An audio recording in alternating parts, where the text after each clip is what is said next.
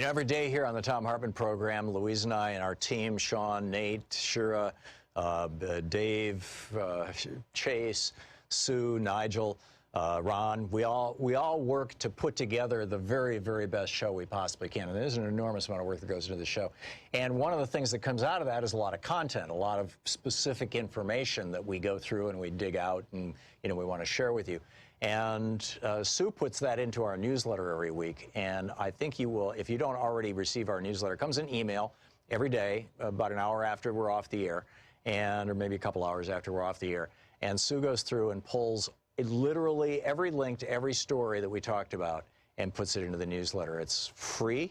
We don't sell a list or anything. You complete safety and security. There's no charge. There's no nothing. Just, you know, plug in your email address over at thomhartmann.com. And you get signed up for the newsletter. It's all fairly obvious. You'll see it on the website. So check it out, thomhartmann.com. Thank you. We're reading from the Mueller report today. This is page 48. It's about WikiLeaks and their statements dissembling about the source of stolen materials. Beginning in the summer of 2016, Assange and WikiLeaks made a number of statements about Seth Rich, a former DNC staff member who was killed in July 2016. The statement about Rich falsely implied that he had been the source of the stolen DNC emails. On August 9th, 2016, Rich, the WikiLeaks Twitter account posted, quote, "Announce WikiLeaks has decided to issue a U.S. $20,000 reward for information leading to conviction for the murder of DNC staffer Seth Rich." Likewise, on August 25th, 2016, Assange was asked in an interview, "Why are you so interested in Seth Rich's killer?" And he responded, quote, "We're very interested in anything that might be a threat to alleged WikiLeaks sources." The interviewer responded to Assange's statement by commenting, "I know you don't reveal your source, but it certainly sounds like you're suggesting a man who leaked information to WikiLeaks was then murdered." Assange replied, quote, "If there's someone who's potentially connected to our publication, and that person has been murdered in suspicious circumstances, it doesn't necessarily mean the two are connected. But it is a very serious matter. That type of allegation is very serious, and it's taken very seriously by us," end quote. After the U.S. intelligence community publicly announced its assessment that Russia was behind the hacking operation, Assange continued to deny that the Clinton materials released by WikiLeaks had come from Russian hacking. According to media reports, Assange told the U.S. congressman that the D.C. hack was an inside job and purported to have, quote, "physical proof" that Russians did not give materials to Assange. Item C, additional GRU cyber operations. While releasing the stolen emails and documents through DC Leaks, Guccifer 2.0, and WikiLeaks, GRU officers continued to target and hack victims linked to the Democratic campaign and eventually to target entities responsible for election administration in several states. Number one, summer and fall 2016 operations targeting Democrat-linked victims. On July 27, 2016, Unit 26165, this is of the GRU, targeted email accounts connected to candidate Clinton's personal office. And there's a bunch of text here redacted by Bill Barr. Earlier that day, candidate Trump made public statements that included the following, quote, "Russia, if you're listening, I hope you're able to find the 30,000 emails that are missing. I think you will probably be rewarded mightily by our press," end quote. The 30,000 emails were apparently a reference to emails described in media accounts as having been stored on a personal server that candidate Clinton had used while serving as Secretary of State. Within approximately 5 hours of Trump's statement, GRU officers targeted, for the first time, Clinton's personal office. After candidate Trump's remarks, Unit 26165 created and sent malicious links targeting 15 email accounts at the domain redacted by Bill Barr, including an email account belonging to Clinton aide, redacted by Bill Barr. The investigation did not find evidence of earlier GRU attempts to compromise accounts hosted on this domain. It's unclear how the GRU was able to identify these email accounts, which were not public. Unit 26165 officers also hacked into a DNC account hosted on a cloud computing service, redacted. On September 20th, 2016, the GRU began to generate copies of the DNC data using redacted function designed to allow users to produce backups of databases referred to as redacted snapshots. The GRU then stole these snapshots by moving them to redacted account that they controlled. From there, the copies were moved to GRU-controlled computers. The GRU stole approximately 300 gigabytes of data from the DNC cloud-based account. Number 2, intrusions targeting the administration of U.S. elections. In addition to targeting individuals involved in the Clinton campaign, GRU officers also targeted individuals and entities involved in the administration of the elections. Victims included U.S. state and local entities such as state boards of elections, secretaries of state, and county governments, as well as individuals who worked for these entities.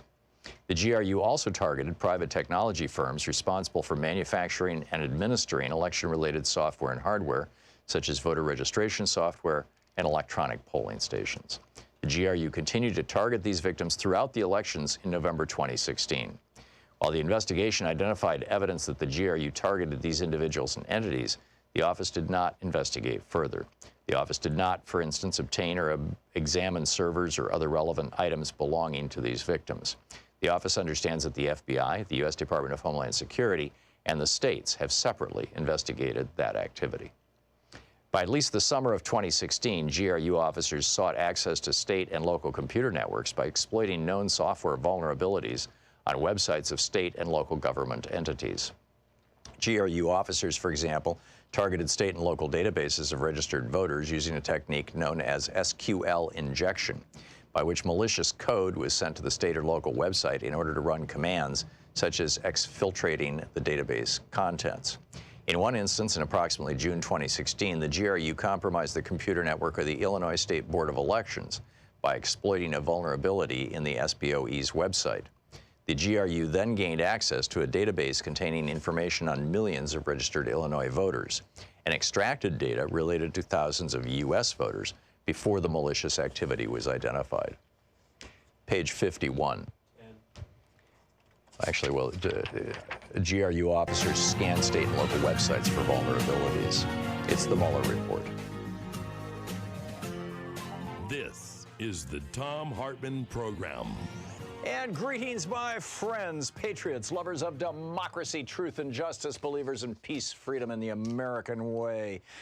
Well, Donald Trump just had a meeting with Nancy Pelosi and Chuck Schumer in the White House, and Pelosi just held a press conference. Schumer's talking now, essentially saying the same thing, and that is that none of this is the speaker's language. This is my language, but this is my understanding of what happened.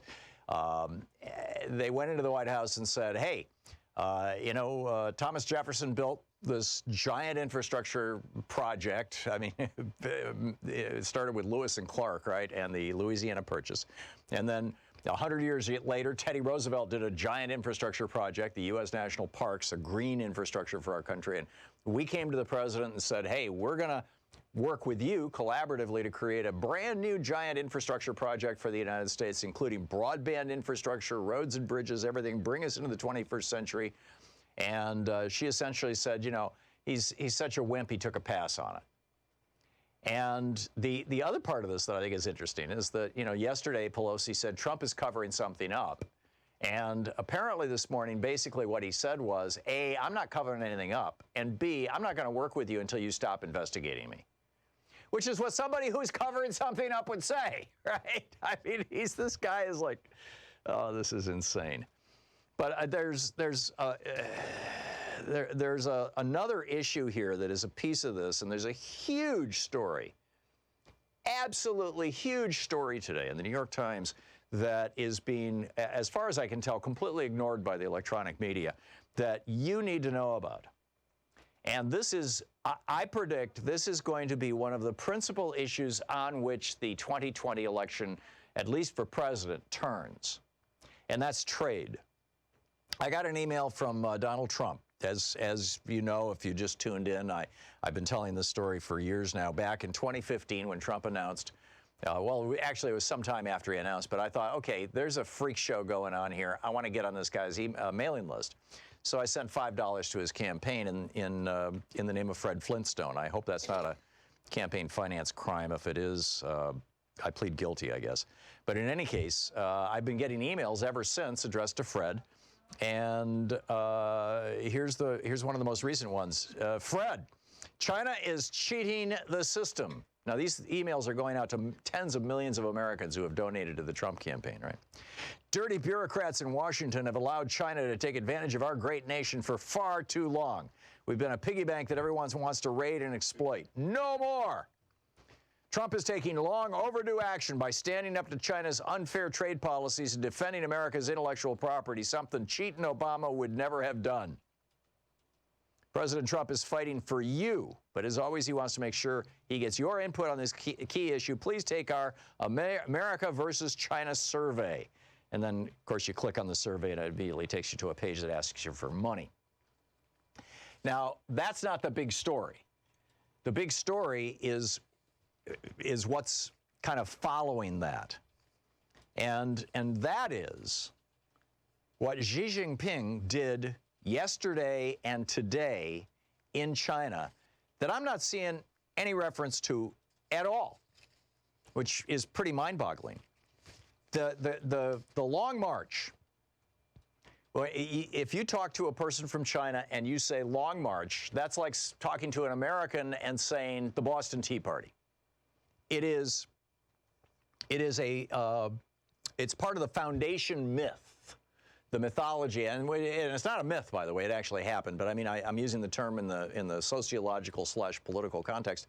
It's the foundation myth of modern China. And what it was in 1934. Mao Zedong and a bunch of communists. Now, at that point in time, the country, China, was controlled by Chiang Kai-shek, the nationalists. And they started this literally 4,000-mile, 1 year. They called it the Long March. People died on this march. And they started it in, what's the town? In Jiangxi province. Okay, this is where the march started. And this is what kicked off the communist revolution in China. So that by 1949, they were able to actually drive Chiang Kai-shek out of China. He went to Taiwan and founded the modern country of Taiwan. And the communists took over China. So this is their founding myth, okay, or founding story, let's say. So yesterday, day before yesterday, Tuesday, oh, wait a minute, today's Wednesday, right? Yeah, okay, yesterday, Xi Jinping went to Jiangxi province. He went to the place where the Long March started.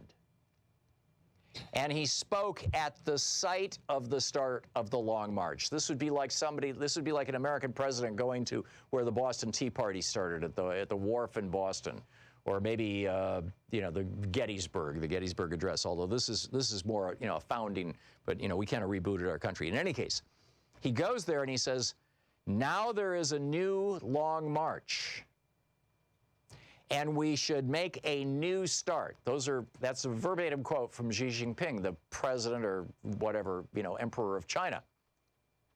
It was broadcast on state-run television on Tuesday. Then this morning, he told another audience in the same town in Jiangxi. This is from a piece by Alexander Stevenson in today's New York Times. The headline, "China faces new Long March as trade war intensifies," Xi Jinping says. On Wednesday, Mr. Xi told another audience in Jiangxi that the country, quote, "must be conscious of the long-term and complex nature of various unfavorable factors at home and abroad and properly prepare for the various difficult situations." In other words, Xi is saying to his people, get ready, it's going to get tough. Now, they just had this swine flu, or I'm not sure it's a flu, but it's a disease that infects pigs. They've killed millions and millions of pigs, or hogs, or whatever, in China to try to stop this disease. This is driving up pork prices. Their fruit prices have been going up in part because of wild weather in China. This is not something that's happening just in the United States. But they're blaming it all on us. And in fact, he went to the city of Guangzhou, which is where there's a rare earth mine. Now, right now, China, rare earths are necessary to create computer chips and also to make solar panels. And we used to have a major rare earth supply in California. There's a giant mine in California for rare earth minerals. But the Chinese started producing rare earth minerals at literally below market prices, below the price that we could manufacture or that we could extract and refine them here in the United States. And so our mines all closed. So China's the world's supply of this stuff right now. Right? There's three principal places that supply it: China, Africa, and California. And I forget where in Africa they're mining it. I think it might be near the DRC. But in any case, the mines in Africa are increasingly being controlled by the Chinese through the Belt and Road Initiative. And he gave this speech in Guangzhou and said that, quote, "We must intensify our efforts to develop rare earths. They are a strategic resource." So they're getting ready for a trade war. In fact, they declared one this morning. And they also notified Trump that there's no more trade talks. Sorry, no more trade talks. Now, what Donald Trump is going to do with this, mark my words, is he is going to run on this in 2020. This is probably going to soften, if not sink, our economy. And, I'm going to get into that in an hour. There's, I was right about the crash of 2016, and we'll get into all those details. But Greg Sargent noted, this was a week or so ago, May 13th, in the plumb line in the Washington Post, he noted that, quote, "Trump is staking re-election on one of his biggest lies. That is that China is paying us billions in tariffs." And, in point of fact, American companies or Chinese companies are paying the tariffs. But, and this was part of, Greg Sargent's basically, we need to have trade. And today, similarly, in the New York Times, you've got Thomas Friedman, the perpetually confused op-ed columnist, saying China deserves Donald Trump. He says, "We let China join the World Trade Organization in 2001, and China grew by forcing technology transfers from U.S. companies, subsidizing its own companies, maintaining high tariffs, ignoring WTO rulings, and stealing intellectual property." Thomas Friedman goes on to say China under Xi announced a Made in China 2025 modernization plan, promising subsidies to make China's private and state-owned companies the world leaders in superconducting, artificial intelligence, new materials, 3D printing, facial recognition software, robotics, electric cars, autonomous vehicles, 5G wireless, and advanced microchips. Now, Friedman, of course, the author of The Olive Tree versus the Lexus, which was a total crazy BS book, thinks that the solution to this is more free trade. But I'm telling you, the reason Sherrod Brown won re-election in Ohio the same year that Donald Trump became president, and Brown won re-election by 6 or 8 points, and Trump won Ohio by a couple of points. The reason Sherrod Brown won is because he has been saying from the get-go, forever, we need a tariff-based protectionist trade system in the United States. We are the only developed country in the world that doesn't have a VAT tax. Other countries are using their VAT taxes as a functional tariff.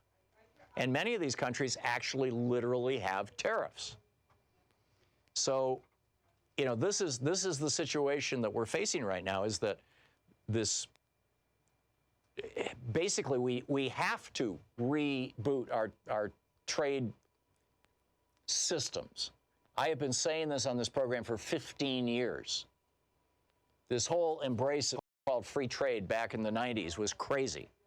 And it was crazy, and it's coming home to roost. And so, anyhow, I'll continue the conversation in just a minute. We're hitting a break here. It's 18 minutes past the hour here on the Thom Hartmann Program.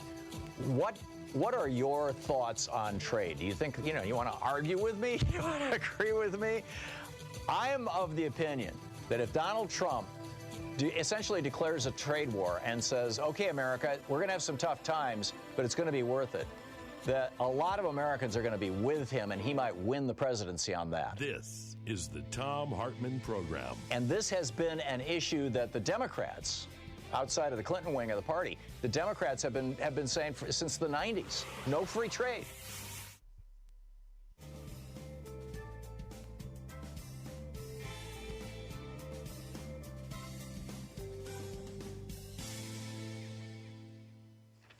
And welcome back.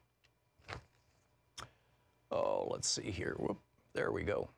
There's the mouse. Howard in Coraopolis, Pennsylvania. Hey, Howard, what's on your mind today? I agree with everything that you just said. Thank you. And I remember back in the 90s listening to you. I think you were on radio back then. I started this show in 2003. So, yeah. Well, I don't know, but I was writing in the 90s. I was certainly doing a lot of public speaking in the 90s. Yeah. And other people were doing the same thing. But the Clinton wing of the Democrat Party won the day. And so we didn't. Now Trump's picking up on it. And yes, it's a powerful argument.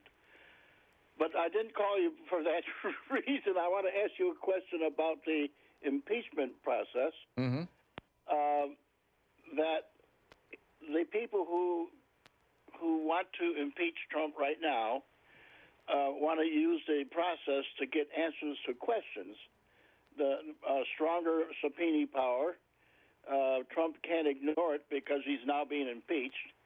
And then later on, can they decide to abort the process if they so choose?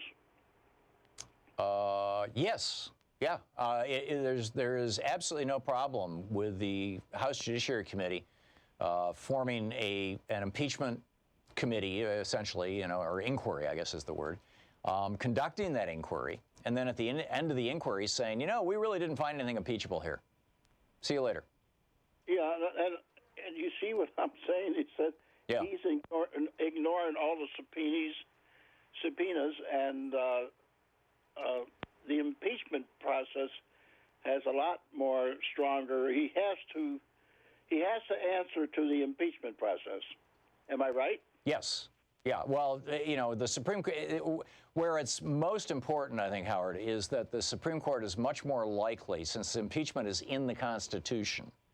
The Supreme and a lot of these other things are not. You've got DOJ policies and you've got laws that have been made by Congress over the years. But impeachment is in the Constitution, and also it says that the power of the president to pardon is limited during times of impeachment. That's the single restriction on pardon powers. And Trump has been dangling pardons to numerous people. We know that's one of the crimes that he's being accused of, is trying to bribe witnesses with pardons, or threaten witnesses, if they with the lack of a pardon. And so if Trump continues to stonewall Congress, and Congress then goes to the courts, which would be immediately to the Supreme Court, because they adjudicate disputes between the branches. That's their original, they have original jurisdiction in that area. Then the Supreme Court, if it's an impeachment hearing, would be very, very, very likely to say, yeah, okay, cool, Congress, you're in the right. Trump, you've got to comply. I love Pelosi. I do too. I think she's doing a great job. But I think we got to impeach this guy. I agree, and I think all she's waiting for, you're up to 25 Democrats now who've called for impeachment.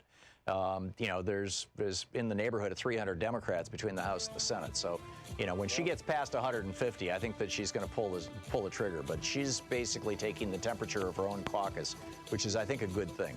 Howard, thank you for the call. It's 22 and a half minutes past the hour. We'll be right back. Stick around.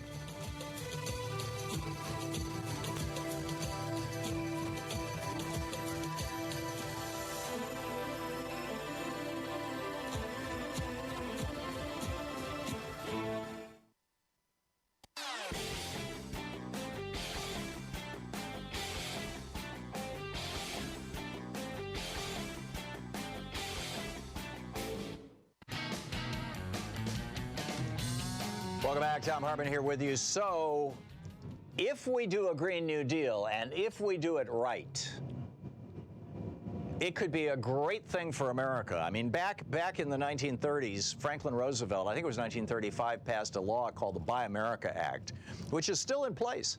And the Buy America Act says that when the federal government buys anything, desks, computers, chairs, concrete, whatever. When they buy anything, they have to source it from an American company. Now, the Buy America Act from 1935 had waivers, specific waivers in it that said the executive branch, the president, can grant a waiver to this law to, to purchase things from overseas that are not available here in the United States. I mean, if Congress or if some federal agency decided that it needed a I love teak wood, right, or sandalwood desk, from Thailand. You're not going to buy that anywhere in the United States, so you get a waiver. Well, Reagan started just issuing these waivers like they were wallpaper, right? Just cranking them out. And every president since Reagan has been cranking out these waivers so that the U.S. government, including the military, are buying all kinds of stuff from overseas. And therefore, our stimulus, for example, back in 2008, 2009, that stimulus stimulated China as much as it stimulated us because, we bought a bunch of stuff, we spent a bunch of federal dollars, but those federal dollars then ended up in China. So if we do this right, if the Green New Deal is done right, then the jobs would stay here. If it's done wrong, the jobs go to China. If it's done right, the money stays here. If it's done wrong, the money goes to China. If it's done right, the technology, the raw earth materials, the rare earth minerals will reopen our rare earth mine in California, all those kinds of things. It would stay here. And it could be a real boon for the United States. As I said, Trump, I believe, is going to run for re-election on trade. I think this is going to be his big issue. I think they've been quietly setting this thing up, and they are watching the Democrats all run around like chickens talking about how wonderful free trade is, knowing that the average American voter doesn't think free trade is any kind of a good deal at all. And yeah, I can buy lots of cheap crap at Walmart, but I would much rather have a good paying job and pay a little bit more for stuff well made in the United States that lasts more than 6 months. This is not the weird, eccentric opinion of some, left-wing talk show host. This is where America is at, and Donald Trump and and some of the Republicans know it. Donald Trump, in particular, knows it. The Republican Party has been gung-ho for free trade ever since Nixon. Right? The Democratic Party jumped on that bandwagon in 1992. But American working people know that it is a sham. In fact, it's a scam. So there's that. And then the other thing that Trump has right now, by the way, I'm not sure that this Trump impeachment is going to play out the way Nixon's did, and this is something that's really important. For example, Congress just subpoenaed Hope Hicks. Hope Hicks has a great job, a really well-paying job over at Fox. They subpoenaed Don McGahn. Don McGahn has got a really well-paying job, probably over $1 million a year, at a Republican law firm in Washington, D.C. that contributes money to Trump and gets money from Trump. Right? There is a presidential protection society that didn't exist. When John Dean testified against Nixon back in '74, nobody was offering him $1 million job if he would just keep his mouth shut and be Nixon's loyal guy. There wasn't a group of billionaires surrounding and protecting Nixon. There is a group of billionaires surrounding and protecting their fellow billionaire Donald Trump. And this is the result of the 1976 Supreme Court Buckley decision that empowered the billionaires. So now you've got a situation where Donald Trump is able to basically say to anybody, if you don't testify, if you stay on my side, then my buddies will make sure that you're well taken care of. This is like Mob Boss 101. Nixon didn't have the ability to do that. So how do you think that's going to play out? What are your thoughts on trade? What are your thoughts on the Democrats and the Republicans on trade? Do you think Trump can win on trade? You're listening to the Thom Hartmann Program. Call 202-808-9925. This is probably the most important question of the hour is if Donald Trump campaigns on ending free trade, will he use that? Can he win with that?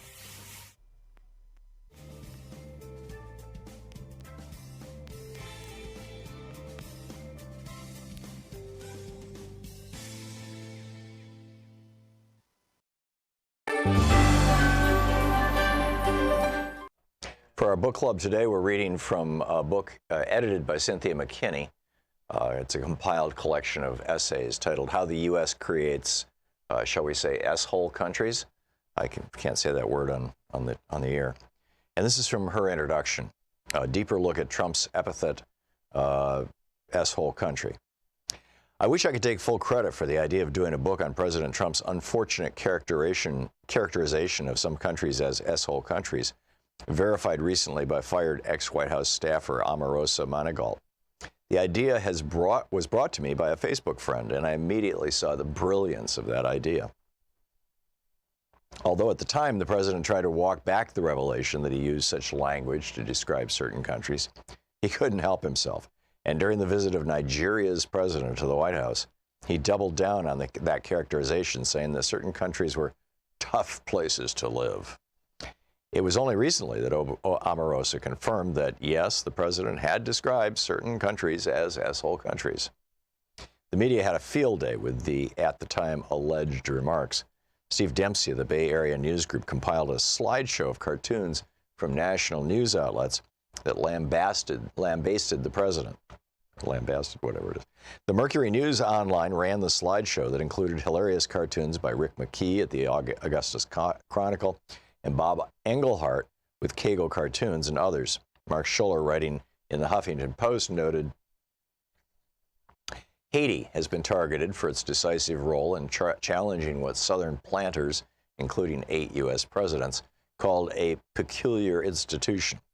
The Haitian Revolution was the first time slaves were able to permanently end slavery and forge an independent nation. It was also a tipping point in U.S. history, leading to the 1803 Louisiana Purchase, paving the way for U.S. manifest destiny stretching from sea to shining sea and eventual dominance. Chicago, the country's third largest city, was founded by a Haitian, Jean-Baptiste Pont-du-Sable, who Haitian historian Mark Rosier called an agent of the Haitian government to pursue a pro-freedom international policy. End of quote from that. Jen Kirby went farther, and in an online media outlet, Vox, interview with a Stanford University history professor, the word eugenics was used as a descriptor for what Trump's characterization actually represented. Stanford professor Anna Minion said of the interview, what Trump said was basically a form of eugenics, in which he's saying, this is the population we want, people from places like Norway, white people. We don't want people from African countries or from Haiti. That's what's really symbolic here.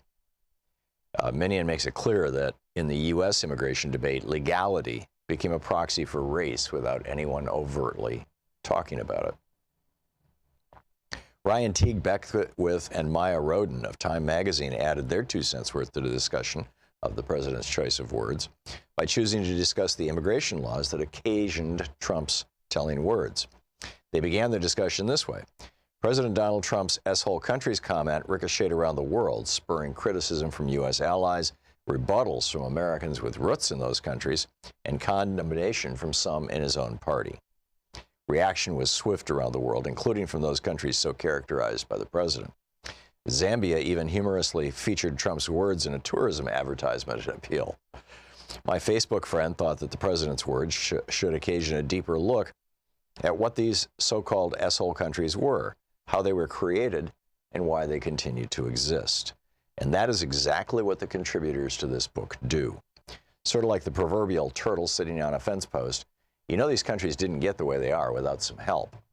And it's precisely that help from the U.S., its allies, its multinational corporations, its military, and United Nations peacekeeping operations in Haiti and the Dominican Republic, and the Democratic Republic of Congo, which it also controls, on which this book focuses.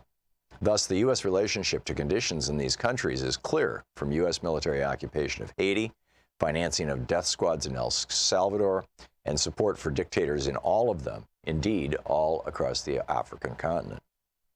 Therefore, for our purposes, an S-hole country is a country whose residents present quality of living conditions that can be tied to historical or current U.S. foreign and military policies that have negatively impacted the ability of that state to deliver quality of life policies to its residents. In this regard, for too many U.S. residents, the U.S. itself could be characterized as an S-hole country, resulting from its deliberate choice to fund the war machine and corporate policies that produce negative consequences for the countries and territories, in some cases colonies, that are profiled here. The United States, as itself a S-hole country, could be explored in much depth in future efforts. The characterization of certain countries as S-hole countries has captured the imagination of the global community, whether the localities and individuals concerned are for or against U.S. President Donald J. Trump. This book seizes this unique moment when attention of people inside and outside the U.S. is focused on the president's alleged words to explain the structure of international politics, the conditions inside certain countries, specific U.S. policies that created or maintain those conditions, and the consequence of those policies on U.S. residents themselves. How the U.S. Creates S-Hole Countries by Cynthia McKinney, or edited by. Want to connect with the show online? You can find the Thom Hartmann Program on Facebook, Twitter, and Instagram. Soon on our book tour for The Hidden History of Guns and the Second Amendment. I'll be in New York, Washington, D.C., Portland, Los Angeles, Seattle, San Francisco, Chicago, and Minneapolis. Here I come. More information is available at thomhartmann.com. Welcome back. 34 minutes past the hour. By the way, I will be in New York City on June 6th, 7:30 p.m. at the Strand, the iconic New York City bookstore. Last time I was there, in fact, Richard Belzer announced or introduced me. It was really a hoot. So we'll be at the Strand on the second floor. Richard, I don't think is going to be there. Haven't talked to him in quite a while. In fact, I hope he's doing well. But in any case, Thursday, June 6th, New York City, 7:30 p.m. And then Monday, June 10th, I'll be in Washington, D.C. at Busboys and Poets on the K Street location, K Street Northwest at 6:30 p.m. So check it out, and if you're in New York or D.C., be there or be square. So just to recap, my humble opinion here is that the Democrats need to get ahead of Donald Trump on trade. And they need to be saying, you know, yes, we need a protectionist trade policy, or at least we need a reciprocal trade policy. We've got all these other countries with VAT taxes that they're reducing their tax on export and they're imposing the tax on import. It's a functional tariff. China does all these countries are doing this. You've also got, you know, China actually still has tariffs. In fact, pretty much all these countries have tariffs. They're just very low. We're raising our tariffs, but, you know, there's a tariff-based system. There's the whole Buy America thing. And you know, it wouldn't surprise me to see Trump revive the Buy America thing. And frankly, I think that the American people, I mean, this is the bet that Xi Jinping is making in China, that the Chinese people will endure a little bit of pain or even a lot of pain for a couple of years if it means making China independent and strong and basically the world superpower. And that's the direction they're heading, economically anyway. And militarily as well, although they're not, you know, not even close to us or Russia in terms of, you know, nuclear weaponry and things like that, but still. So Xi Jinping is making that bet, and he's hunkering down. He's getting ready for the long haul. And Trump is making that bet and hunkering down. And expect to start seeing this play out. Now, the question is Trump smart enough, and the people around him? Robert Lighthizer, his trade advisor, absolutely is. I've talked with him. He's been on this show. You know, very knowledgeable guy. But is Trump smart enough to play this in a way that can win him the 2020 election? I think he may well be, because he's been talking about this since the 80s. This is one of the few topics. Maybe he's been talking about it since the 70s, but I know that he's been talking about it since the 80s. This is one of the few topics on which Donald Trump actually understands what he's talking about, by and large. And the Democrats, you know, a number of the Democrats, these free trade Democrats, these Thomas Friedman Democrats, these DLC Democrats sit around and go, oh, well, you know, he's just naive, you know, and free trade is the way it's got to go. And you're just going to punish Americans because they're going to have to pay more for their iPhones if we make them here in the United States. Well, you know, why do most other, you know, major industrial countries try to keep their manufacturing in their own country, like Germany, like China, like Japan? Because they know it's the best thing for their country. So we'll see where this is going to go. Anyhow, Ed in Klamath Falls, Oregon. Hey, Ed, what's up? Oh, you're absolutely right, Tom. I sent a letter to Trump a week ago telling him to raise the tariffs even higher. I'd love to see him bring the factories back to America. Yeah, and your voice, Ed, is being echoed, regardless of political party affiliation, all across America by working people. It's this is absolutely where the country is at, and has been, by the way, I would say since '92. You know, Ross Perot won 20% of the 19.5% of the vote in that election, and and that was, you know, on a single issue, which is unheard of. I don't think that's ever happened in the history of the United States. That's how much Americans understand and care about trade and want their local They want to be able to walk into a store and buy American-made goods. They want to be able to have a decent job at a factory where we're making things in America. Yeah, that factory may have 30 people and 30 robots now instead of 60 people, like, might have been the case in 1965. But still, 30 jobs are better than nothing. And when you've got a large enough industrial workforce, you create that critical threshold, that critical mass where you can actually have unionization and union jobs. That's assuming that you take on the Republicans. The Republicans, of course, have been working since Reagan to destroy the unions. Actually, they've been working since 1947 with Taft-Hartley to destroy the unions. But yeah, spot on, Ed. You nailed it. And Ed and I usually disagree. But I think he's right. Brad in Elk Grove Village, Illinois. Hey, Brad, what's on your mind? Here's my thing. I don't disagree with what you're saying, but my point is that cat too far out of the bag in American addiction to cheap foreign-made goods? And what I mean by this is you have your whole coterie of companies, your electronics companies, Apple, Walmart, Target, all of these big box retailers that have grown fat off of cheap foreign imports. Yep. And how much do you feel the Americans in general, be it Republican or, I feel too much of the Americans want their cake and eat it too, to realize where this is going. And unfortunately, I just think Trump, and I'm a Democrat. I mean, I despise Trump. I don't hate him. I despise him.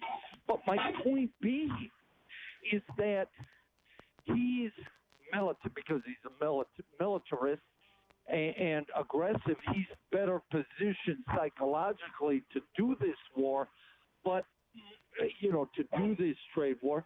But let me ask you this: is he does he have so many negatives? And again, the American diet being fed by these cheap foreign-made goods. We want more. No, I get your question, Brad. I get your question. Have we gone too far? I mean, when the godfather of free trade, Thomas Friedman, the guy who wrote The Olive Tree and the Lexus, which came up with this total BS theory that in the Middle East they were just growing olive trees, and so that's why they're having jihad and they're having wars and things like that.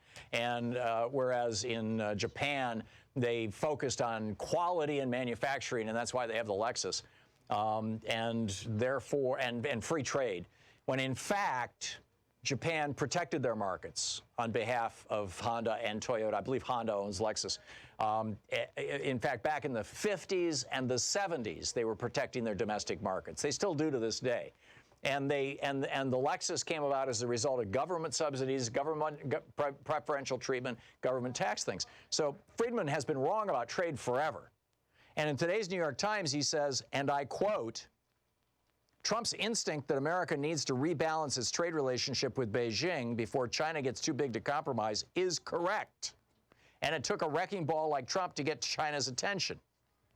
Now, that's the second paragraph of Thomas Friedman's piece in the New York Times today, basically admitting that he's been wrong for the last 20 years on trade. And he has been horribly wrong. I mean, he's been part of that whole DLC. Oh yeah, let's just those manufacturing jobs. Those are the old dirty fingernails jobs. We don't want those jobs anymore. We want nice white collar jobs. We want to work in cubicles instead of factories. We don't want anybody getting their fingers cut off anymore. Well, I'm sorry, you can work in a factory and not have your finger cut off and not even get your fingernails dirty anymore. But anyhow, Jeff in Olympia, Washington. Jeff, your thoughts?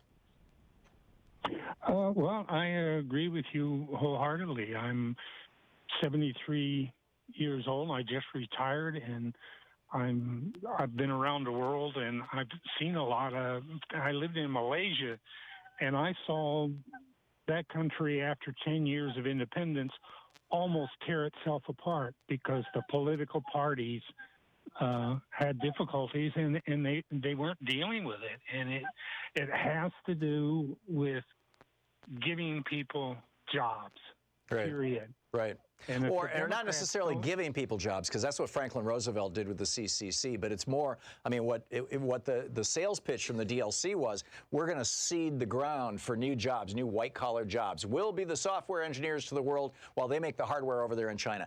And that was the lie. But the pitch that Trump is making right now, essentially, and that, by the way, Sherrod Brown and other regulated trade, fair trade Democrats, the entire progressive caucus, I would say the majority of Democrats in Congress, the argument that they've been making is that government can till the soil for manufacturing in the United States, and those will be good jobs. Forgive my interrupting you, Jeff. Continue your thought.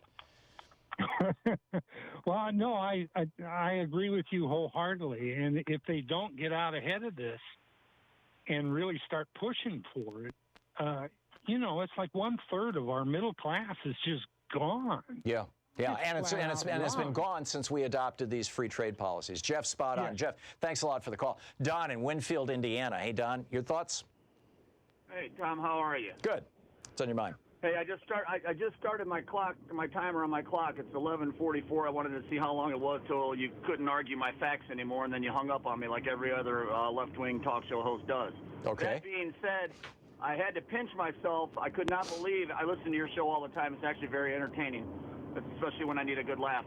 I could not believe that I hear you saying that something Donald Trump is doing is right, and you now need to, no matter what your hatred is for him, the Democratic Party needs to get out in front of him and adopt his policies that are working for this country. I'm a union member here and where I live, and I recently stood in front of our entire union body and asked them what we were going to do in the upcoming election. Vote for a Democrat who promised to give us everything in the world and then stabbed us in the back, or vote for a man who said he wasn't going to give us anything and has given us more than we've had in my 40 years in the union. Okay. Don, you're making my point. You're making my point. And my point about Donald Trump specifically is that Trump is not doing this the right way. And Don, I hope you're listening carefully to this. Traditionally, if you go back and you look at the history of tariffs in the United States, they were passed by Congress in 1793 in the George Washington administration. Congress passed laws to put tariffs in place. And manufacturers in the United States knew what those tariffs were going to be, and they knew that they were going to be in place for decades. And so they built factories here rather than buying things from overseas. That was the whole point of it. Those tariffs stood until the 1990s. Now, Trump is right in saying we need a protectionist tariff-based trade system. Where he's wrong is not doing it with Congress. And frankly, I think he could do it with Congress, except I'm guessing, frankly, the Republicans in the Senate would be opposed to it. I mean, the Republican Party institutionally is the one that is opposed to tariffs and trade. The Democratic Party has been the party that's been traditionally in favor of this. So, I am strongly of the opinion that if tariffs are done right, if protectionist trade policies are done right, if we go back to the Buy America program that Franklin Roosevelt put into place, that we can rebuild American manufacturing, we can rebuild our middle class. And this has been the position of the Democratic Party all along. But as long as Trump is doing this by executive order, he's just saying, oh, I'm just making this order. That order is only going to last as long as the next election. And nobody's going to build a factory based on that. You're listening to Thom Hartmann. Visit thomhartmann.com for audio and video archives. And so the bottom line is that so far, Trump has not consequentially brought any jobs home outside of the steel industry. But, this needs to be done.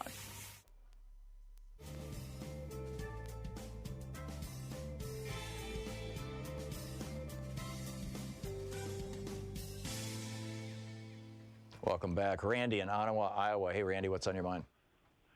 Hey, Tom.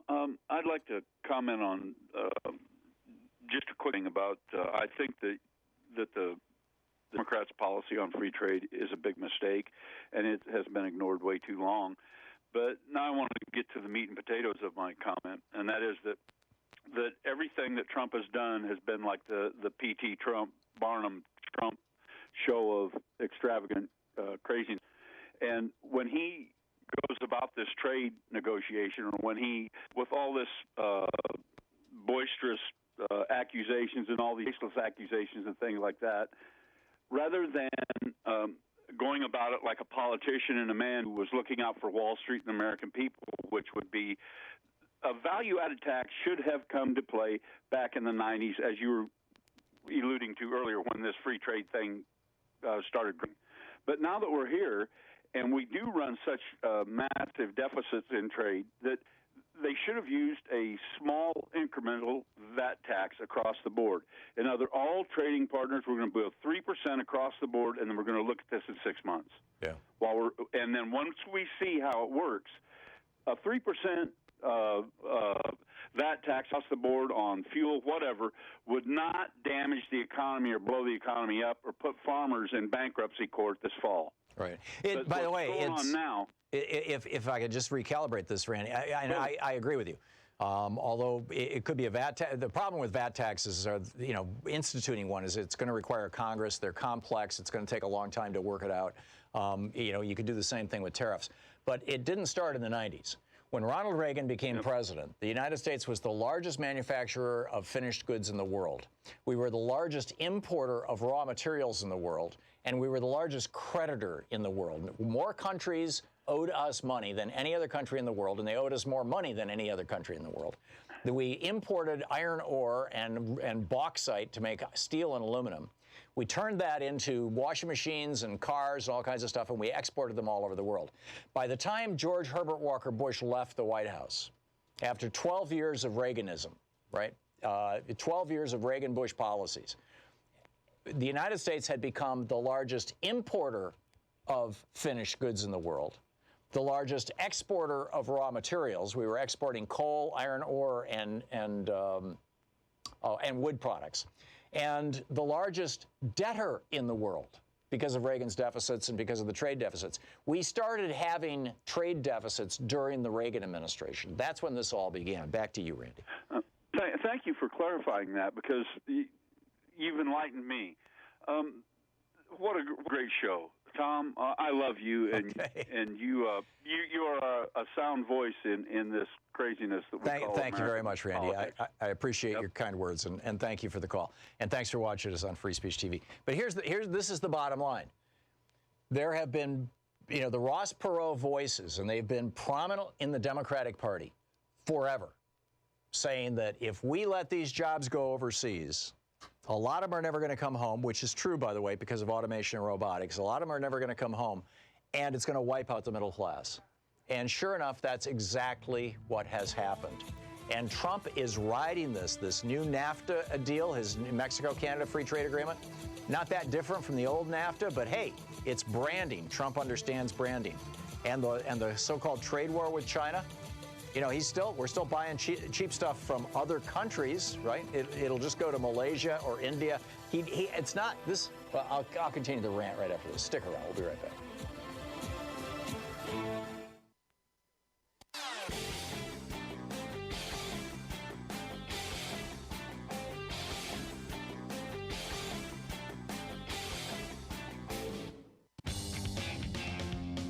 Welcome back. Thom Hartmann here with you. Here's the other thing about trade that A, Trump is doing wrong, and B, we need to be talking about. Donald Trump is basically, he's the master of spectacle, right? He's all about spectacle. So what he's doing is, I'm going to have a trade war with China, and we're going to go over there and kick their butts. And it's going to be tough. We're going to have to bail out our soybean farmers, but we're going to do it. And Xi Jinping over in China is saying, we're going to have the new great, long march forward, or whatever it was called. And this is going to be, our 21st century, and we're going to have to go through a tough time with America. So both of these guys, Trump and Xi, are solidifying their domestic political base by talking about a trade war. But Xi is actually serious about this. His Belt and Road Initiative, they're inhaling the planet for their own manufacturing base. They're going to make goods for the whole world. And they've even got, Italy and Greece going along. They've got a foothold in Europe now. Donald Trump, on the other hand, is not doing this. Here's the point. You've got cheap stuff being made in China right now that's being sold in Walmart and every place else. Donald Trump puts tariffs on Chinese goods. The price starts going up. What's Walmart going to do? Do you think they're going to start looking for American manufacturers? No. They're going to look for Malaysian manufacturers. They're going to look for Indonesian manufacturers. They're going to look for Indian manufacturers. They're going to look for Sri Lankan manufacturers. They're going to look for Taiwanese manufacturers. They're going to look for South Korean manufacturers. If Donald Trump can get his deal going with Kim, they'll look for North Korean manufacturers, which is what China is doing right now. In other words, Trump is not committed to building America through trade. Trump is committed to having a spectacle that he can get reelected with, using the rubric of trade, using the gimmick of trade. And the Democrats need to step up and say, this is a real issue that we need to take on. We need to have a national trade policy. We haven't had one, frankly, since the 80s. As I said a little bit ago, when Reagan came into office, the United States was the largest creditor to the world. More countries owed us money than anybody else. We were the largest exporter of finished goods. We manufactured televisions and cars and washing machines, and we sold them all over the world. And we were the largest importer of raw materials. We imported bauxite to make aluminum. We imported iron ore to make steel. We imported stuff, and we manufactured things here. That was when Reagan came into office in 1981. By the time his vice president, George Herbert Walker Bush, left office 12 years later, as a result of Reagan's trade policies, this did not start with Bill Clinton. As the result of Reagan's trade policies, 12 years later, the United States had become the largest debtor in the world rather than the largest creditor. We had become the largest importer of finished goods and the largest exporter of raw materials, particularly iron ore, wood products, and there are a few other things that we were exporting. So, that's the bottom line. Anyhow, Andy in Novato, California. Hey, Andy, you want to tell me not to talk about this because it'll help Trump? Do I have that right? Yeah, I don't think. How does it help Trump to tell the truth? Should be talking about right now. So if Donald Trump doesn't know anything about trade, he doesn't understand. Actually, he does, tariffs. Andy. I disagree with that. I think he's being told, he's being advised, and so his advisors have him on the right track. Honest to God, you don't know what you're talking about. You need to go back. Donald Trump has been talking about trade since the 80s, and I'm not here to promote Trump's president. I'm sorry, Andy. This is the problem Democrats have. Let's stick our head in the ground. Let's just keep taking our donations from Apple and keep having Apple make their iPhones over in China. It's like Democrats have to get a clue. We can't just sit around and say, "Oh, we can't talk about this. You can't say this, really." I mean, anyway. I think I've made my point. Matt in Oak Park, Illinois. Hey, Matt. You're on the air. Matt? No, Matt. Let's try Zach in North Hollywood, California. Hey, Zach, what's up? Good morning, Tom. Hey, you got a little more than half a minute. Zach, make it quick. All right, I'm talking fair market, free market. Fair market versus free market. Exactly. Back in the 50s, the fair market value used to set prices. It's all been buried in this free market stuff. That's right. We need fair trade, not free trade, and that should be the Democrats' mantra. Yeah, and we've got to start talking fair market value. Remember, it used to create competition, healthy competition in the market, fair market value. It's all been buried in this free market stuff. Yeah, no, I completely agree. And this idea, and like I said, Thomas Friedman's been probably the biggest advocate of this. His book, The Olive Tree and the Lexus, and actually he's written 2 books on this, on so-called free trade and how wonderful it is. And the only people who have benefited from it have been developing countries like China and giant corporations, giant American corporations that have ceased doing business in the United States. General Electric, I'm not sure what the status right now. This is a few years ago. Did more than half of all their business outside the United States. Is this an American company? Really? Zach, thank you for the call. Spot on. We'll be back.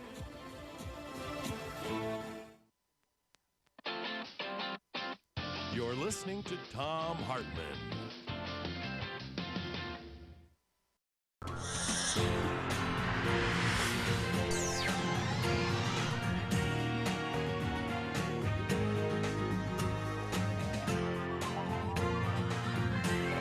We say fight back!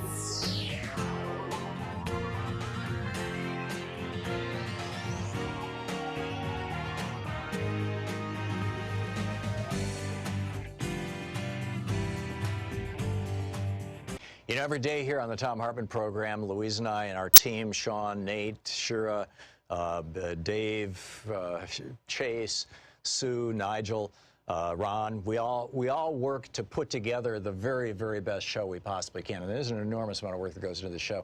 And one of the things that comes out of that is a lot of content, a lot of specific information that we go through and we dig out and, you know, we want to share with you. And Sue puts that into our newsletter every week. And I think you will, if you don't already receive our newsletter, it comes in email every day, about an hour after we're off the air, or maybe a couple hours after we're off the air. And Sue goes through and pulls literally every link to every story that we talked about and puts it into the newsletter. It's free. We don't sell a list or anything. You complete safety and security. There's no charge. There's no nothing. Just, you know, plug in your email address over at thomhartmann.com. And you get signed up for the newsletter. It's all fairly obvious. You'll see it on the website. So check it out, thomhartmann.com. Thank you. We're reading from the Mueller report today. This is page 48. It's about WikiLeaks and their statements dissembling about the source of stolen materials. Beginning in the summer of 2016, Assange and WikiLeaks made a number of statements about Seth Rich, a former DNC staff member who was killed in July 2016. The statement about Rich falsely implied that he had been the source of the stolen DNC emails. On August 9th, 2016, Rich, the WikiLeaks Twitter account posted, quote, "Announce WikiLeaks has decided to issue a U.S. $20,000 reward for information leading to conviction for the murder of DNC staffer Seth Rich." Likewise, on August 25th, 2016, Assange was asked in an interview, "Why are you so interested in Seth Rich's killer?" And he responded, quote, "We're very interested in anything that might be a threat to alleged WikiLeaks sources."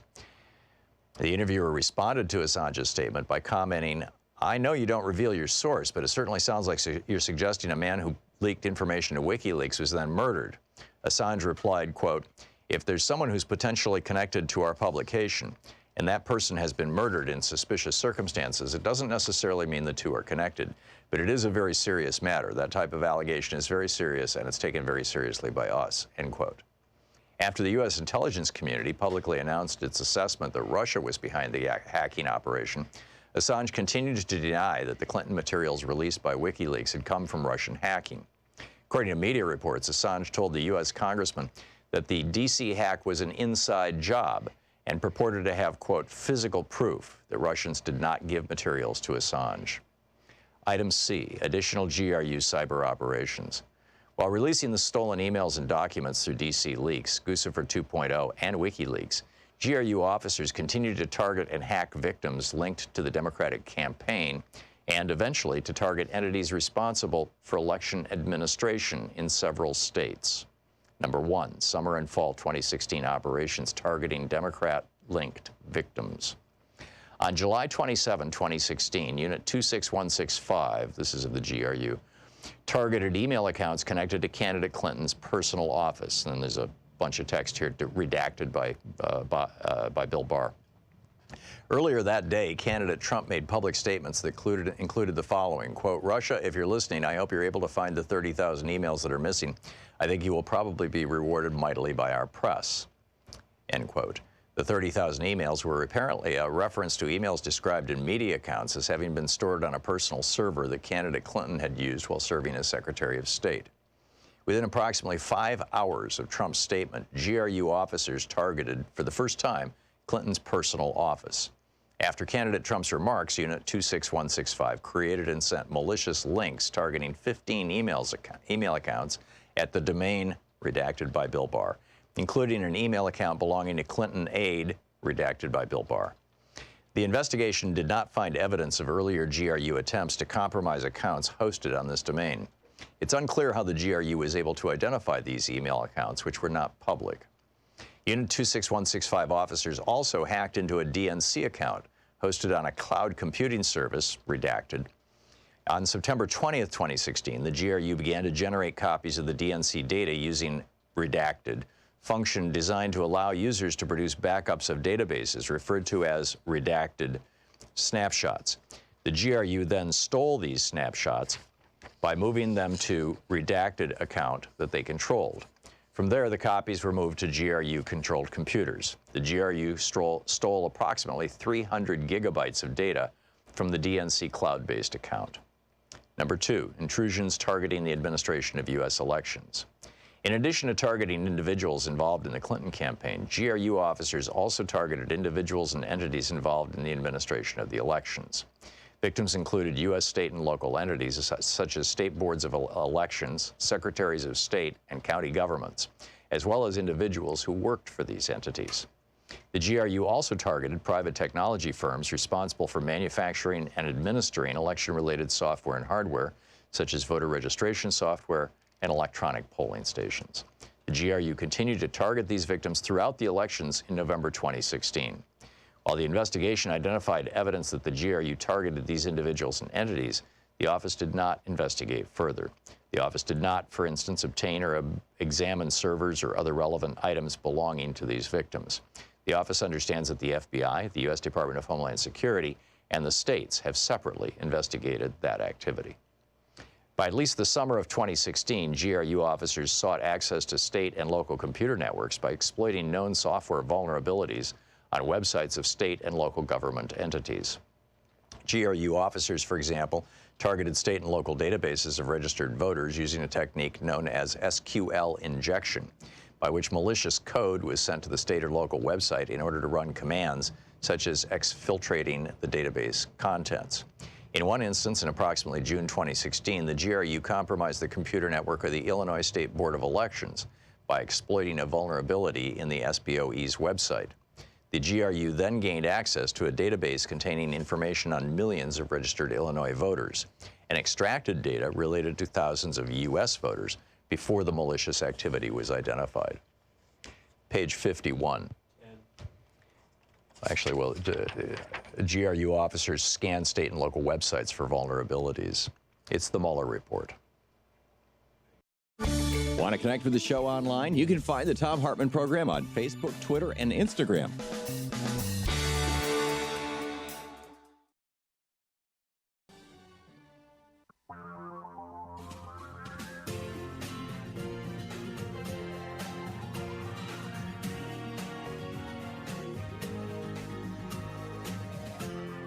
This is the Thom Hartmann Program. Welcome back. Thom Hartmann here with you. Fascinating conversation we've been having here for the past hour about, today Trump met with House Speaker Nancy Pelosi and Senate Minority Leader Chuck Schumer in the White House. Apparently, they had all the Trump had all the curtains closed in the Oval Office so that no cameras could take pictures of them together. And he had a little standing spot for himself. He had them sit down, and he stood up, and he basically lectured them on, you keep investigating me, you're going to get nothing. I'm not going to work with you. See you later. And he walked out. And he threw a tantrum. And, infrastructure is one of those things where we're desperately in need of it. I mean, Reagan was the one who basically stopped building America. Much of America's infrastructure, certainly our highways, our bridges, our roads, our rail, our tunnels, our seaports, our airports, much of that stuff is pre-1980s. It was built in the 50s, the 60s, and the 70s. And so they're saying, infrastructure, great opportunity to build things here in America. Use American steel, use American concrete. It's an all-American thing. But, Trump, 3 weeks ago when they met with Trump, and I was, frankly, you'll recall, I was criticizing Pelosi and Schumer for meeting with him and saying, hey, let's do a deal. Actually, I was wrong and they were right. They assumed that Donald Trump would be too clever by half, and he was. He said, sure, yeah, let's do a $2 trillion infrastructure deal. And then, Pelosi and Schumer come out and say, yeah, the president says we're going to do an infrastructure deal. We'll work out the details. And Schumer shows up today with a 38-page report, or 36, however many pages it is, roughly 40-page report summarizing all the places we could be building infrastructure with a couple of $1 trillion. Trump didn't even want to look at it. The whole thing was a setup so that he could walk out to the Rose Garden with a big sign that says, no impeachment, no collusion, which, by the way, is not what the Mueller report says. The Mueller report says that Donald Trump committed numerous crimes, and that if the FBI were to investigate him, there are other crimes that they would find. It literally says that. And, so anyhow, he says, oh, no, and so we're not going to do it. Meanwhile, the point that I've been making, and what I think is literally the biggest story of the day, and I want to repeat this, because I think this is just a huge deal that that we need to be talking about. And then there's a whole bunch of other stuff too that I wanted to share with you as we go through the day here. But is what Donald Trump is going to be using to get himself reelected, and it's going to be trade. Make no mistake about it. Fred Flintstone just got an email from Donald Trump. China's cheating the system. Fred, dirty bureaucrats in Washington have allowed China to take advantage of our great nation for far too long. We've been a piggy bank that everyone else wants to raid and exploit. No more. And then Trump says, we're taking long overdue action by standing up to China's unfair trade policies and defending America's intellectual property, something cheating Obama would never have done. See, President Trump is fighting for you. This is going to be the election next year. Mark my words. Donald Trump is going to be campaigning on trade, and here's why. The trade war has officially begun. And why this is not the top story on every television station in America, I don't understand. But it is on the front page of the New York Times today. Alexander Stevenson writing, China, the headline, China faces new long march as trade war intensifies, Xi Jinping says. President Xi Jinping of China has called for the Chinese people to begin a long march.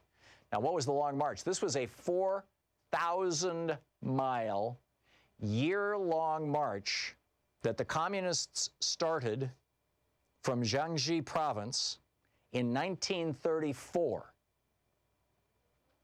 It was the beginning of the communist revolution.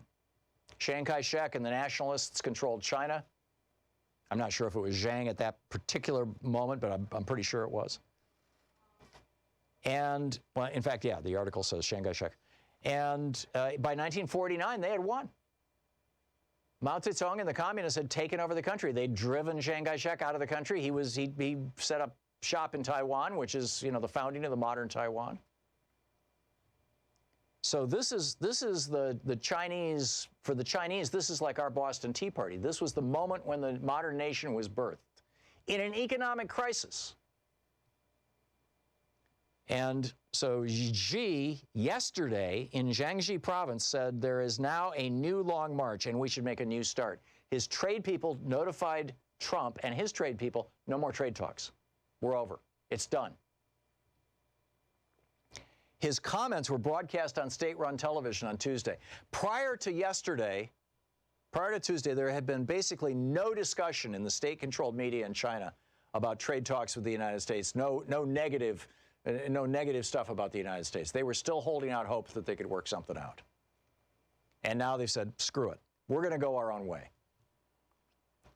And then today, this morning on Wednesday, Mr. Xi told another audience in Jiangxi that the country, quote, must be conscious of the long-term and complex nature of various unfavorable factors at home and abroad and properly prepare for the various difficult situations. He visited a rare earth mine in Guangzhou. I'm sure I'm mangling my Chinese, I'm sorry. To remind Trump that China has this leverage. Well, we used to mine rare earths here in the United States. There's a major rare earth mine in California. It's closed down.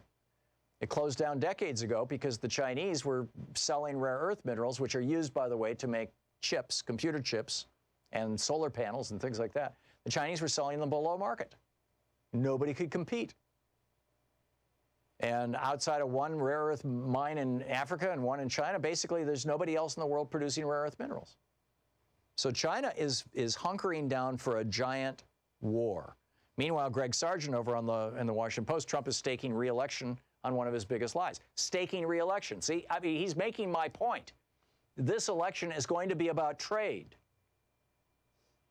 Now, the straight-up deliberate lie, according to Greg Sargent, is that China is paying the tariffs. Yeah, that is a lie. China doesn't pay tariffs to the United States. Either Chinese companies or American companies do, or they split it. I mean, it's all negotiable. I used to import products into the United States back in the 80s. My business partner, Jerry Schneiderman, and I had a company, Langley St. Clair Instrumentation Systems. We used to import stuff from Japan. I used to travel to Japan frequently. negotiated these deals with Japanese companies. We were selling products on the, we had the full back page of Byte magazine, full page ad, and we were selling computer parts back in the days when people were literally making their own computers. And so, I'd be importing picture tubes for computer monitors, and, the tariff, I don't remember what the tariff was back then, but there was a tariff. Let's say it was a 20% tariff. And I would negotiate with the Japanese, okay, I'll pay 10% of the tariff, you pay 10% of the tariff. Or I'll pay 12%, you pay 9%, 8%, whatever it may be. So yeah, it is a lie that China's paying the tariffs. It's not a lie, though, that tariffs and other protectionist trade policies actually cause, over the long term, cause factories to be built in the United States. The problem is that Trump is not doing this in a long-term way. This has to be done by Congress. The first tariffs were put into place by George Washington in 1793 as a result of Alexander Hamilton's proposal. His report on American manufacturers is what it was called. It was introduced to Congress in 1791. And within 2 years, we had tariffs on pretty much everything. And they stood up until the Reagan era. And Reagan started dismantling these things. And Reagan took us from being the biggest exporter of manufactured goods to being the biggest importer of manufactured goods in the world in 12 years. From being the largest importer of raw materials, and then we'd make things, to being the largest exporter in 12 years. That's what happened. So anyhow, I am very, very concerned that the Democrats are not getting out ahead of this, and I think that they need to. The Democratic Party has been in favor of protectionism for a long, long time. We took a detour for a decade and a half or 2 decades with, the DLC and the NAFTA and all this and free trade and all this stuff. It has not worked out for this country. It's not worked out for much of the rest of the world. And if, if Democrats don't start singing the song that Sherrod Brown from Ohio, which is, by the way, why he got reelected with huge numbers at the same time that his state went for Donald Trump. That if we don't start understanding this, and this is not to say Trump is some kind of genius. Somebody earlier called and said, you're saying, Trump is smart about trade and Trump is an idiot. Yeah, Trump's an idiot. He doesn't understand that if I'm an entrepreneur and I'm thinking about building a factory in the United States to make something that is currently being made in China, because there's going to be tariffs on the Chinese goods, so I can make it competitively here in the United States, even though I'm paying American workers more money. If I'm that entrepreneur, I'm not going to do that based on a tariff imposed by an executive order, because that's only going to last as long as the guy is president, which is another year and a half. Why would I build a factory based on a year and a half? But if you can get Congress to work with you, which Trump just blew off this morning, and put together a coherent trade policy for this country, and the Democrats need to come up with one and put it forward. If you can get Congress to work with you and pass it as a law, then at that point, as an entrepreneur, I'm going to say, hey, I'll borrow some money and build a factory, because I see the long-term potential here. This could work. And then somebody called and said, oh, you shouldn't talk like that. That's going to, you're making it sound like, Trump's a good guy.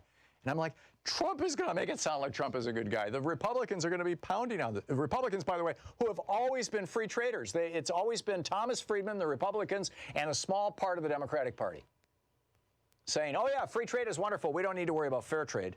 Just free trade. No, we need fair trade. Yes, of course we need trade. But it needs to be fair trade. It needs to be fair to the environment. It needs to be fair to American workers. Democrats have been singing this song forever. And they need to adopt it again. They need to adopt it really fast. By the way, I meant to mention this hour is brought to you by XChair, XChairTom, THOM.com, XChairTom.com. And a tip of the hat to XChair. Thank you for underwriting our program for this hour. So that said, we're going to hit a break here, and I'll pick up your phone calls. What are your thoughts on this? Do you think I'm totally crazy here? Do you think the Democrats need to get on board with this? Do you think that instead the Democrats should be doubling down on more free trade deals? We should have gone ahead with TPP? What do you think? Or is it possible that Donald Trump could win a re-election on this issue? Stick around. We'll be right back. This is the Thom Hartmann Program. Keep in mind, some of the Democrats running for president right now are opposed to free trade. The progressives are at the front of that parade.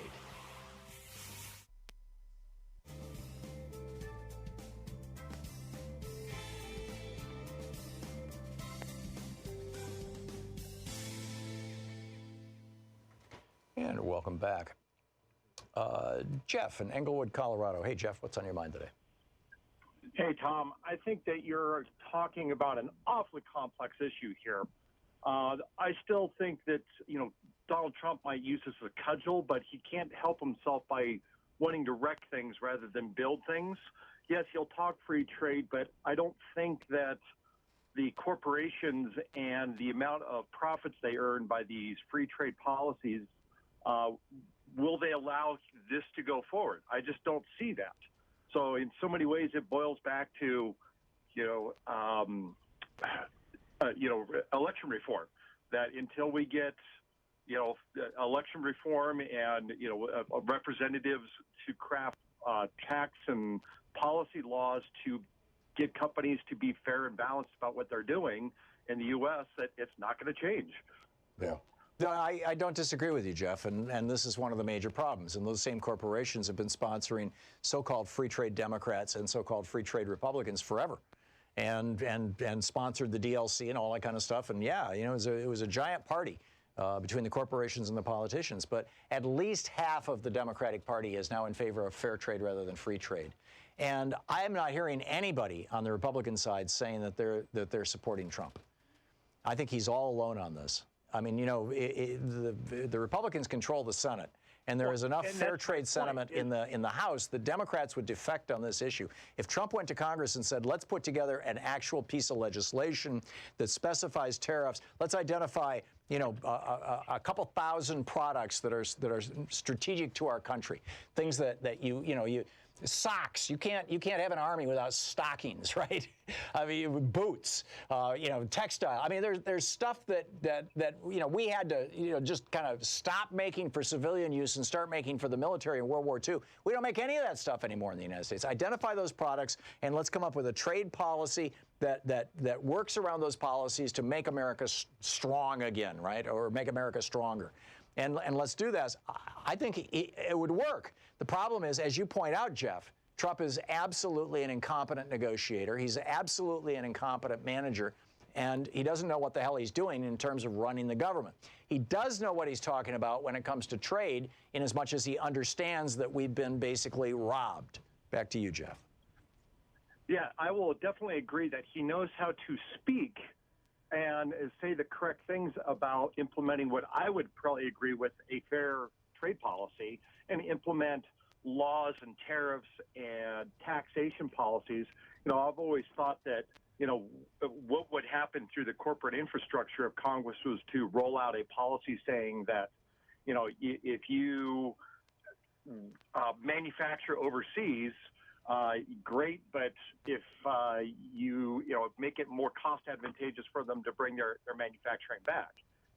Everything I learned through economics in soundbite or less, I learned through Thom Hartmann. So, yeah. Well, but you're absolutely right, Jeff. And if you go back to Hamilton's 11-point plan, I mean, it was the government actually in 1793 provided subsidies to companies, not just tax breaks, subsidies to companies to build manufacturing plants because it was so important. Well, I'm going to say something ever so briefly. I truly think this is like a 5 to 10 year long plan. Oh yeah, absolutely. Would the American populace have the patience for that in a everything must happen instantly policy?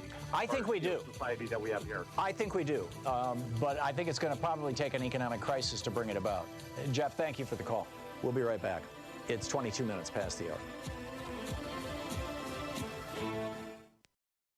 Every day here on the Thom Hartmann Program, Louise and I and our team, Sean, Nate, Shira, Dave, Chase, Sue, Nigel, Ron, we all work to put together the very, very best show we possibly can. And there's an enormous amount of work that goes into the show. And one of the things that comes out of that is a lot of content, a lot of specific information that we go through and we dig out and, we want to share with you.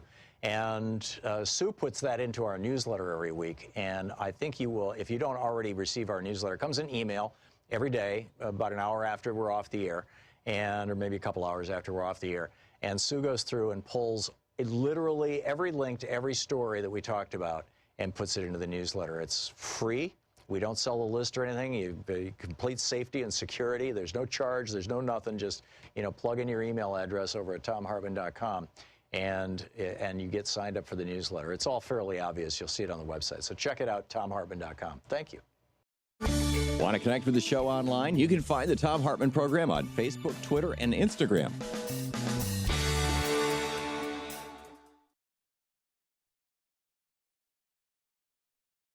Welcome back. Thom Hartmann here with you. I also wanted to talk, I mentioned this in the previous hour, but it really deserves mentioning again.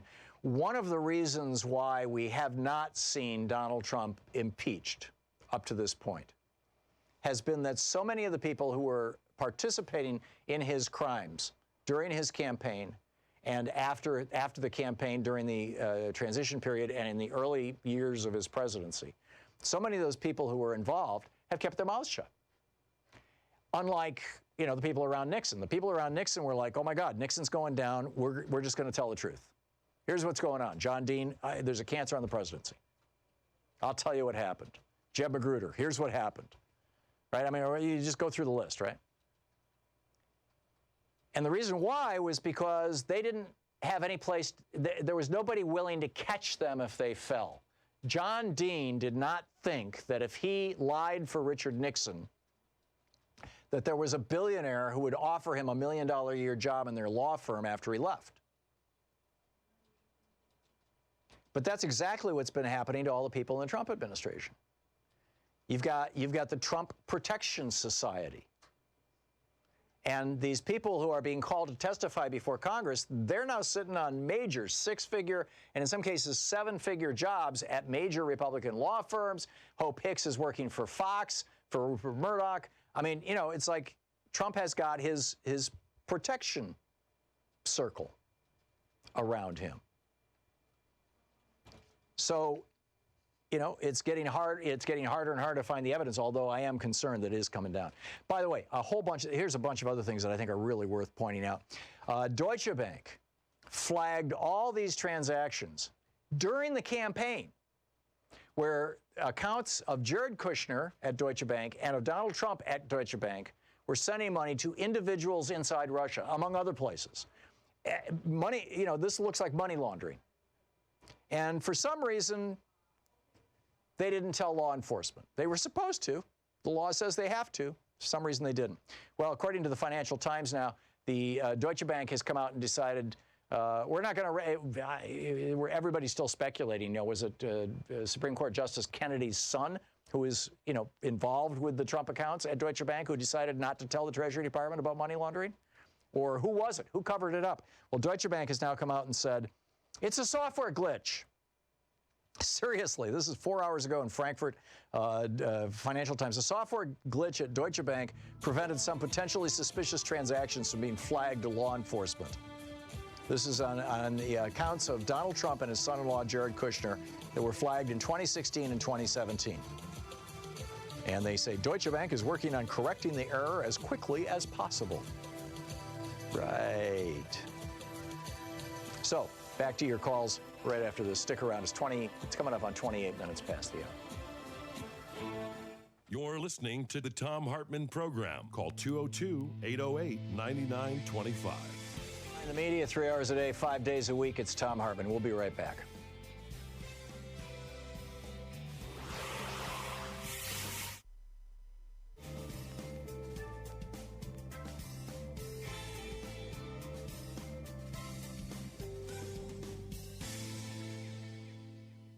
Reading from the Mueller report today, this is page 48. It's about WikiLeaks and their statements dissembling about the source of stolen materials. Beginning in the summer of 2016, Assange and WikiLeaks made a number of statements about Seth Rich, a former DNC staff member who was killed in July 2016. The statement about Rich falsely implied that he had been the source of the stolen DNC emails. On August 9th, 2016, Rich, the WikiLeaks Twitter account posted, quote, "Announce WikiLeaks has decided to issue a U.S. $20,000 reward for information leading to conviction for the murder of DNC staffer Seth Rich." Likewise, on August 25th, 2016, Assange was asked in an interview "Why are you so interested in Seth Rich's killer?" And he responded, quote, "We're very interested in anything that might be a threat to alleged WikiLeaks sources." The interviewer responded to Assange's statement by commenting, "I know you don't reveal your source, but it certainly sounds like you're suggesting a man who leaked information to WikiLeaks was then murdered." Assange replied, quote, "If there's someone who's potentially connected to our publication, and that person has been murdered in suspicious circumstances, it doesn't necessarily mean the two are connected. But it is a very serious matter. That type of allegation is very serious, and it's taken very seriously by us," end quote. After the U.S. intelligence community publicly announced its assessment that Russia was behind the hacking operation, Assange continued to deny that the Clinton materials released by WikiLeaks had come from Russian hacking. According to media reports, Assange told the U.S. congressman that the D.C. hack was an inside job and purported to have, quote, "physical proof" that Russians did not give materials to Assange. Item C, additional GRU cyber operations.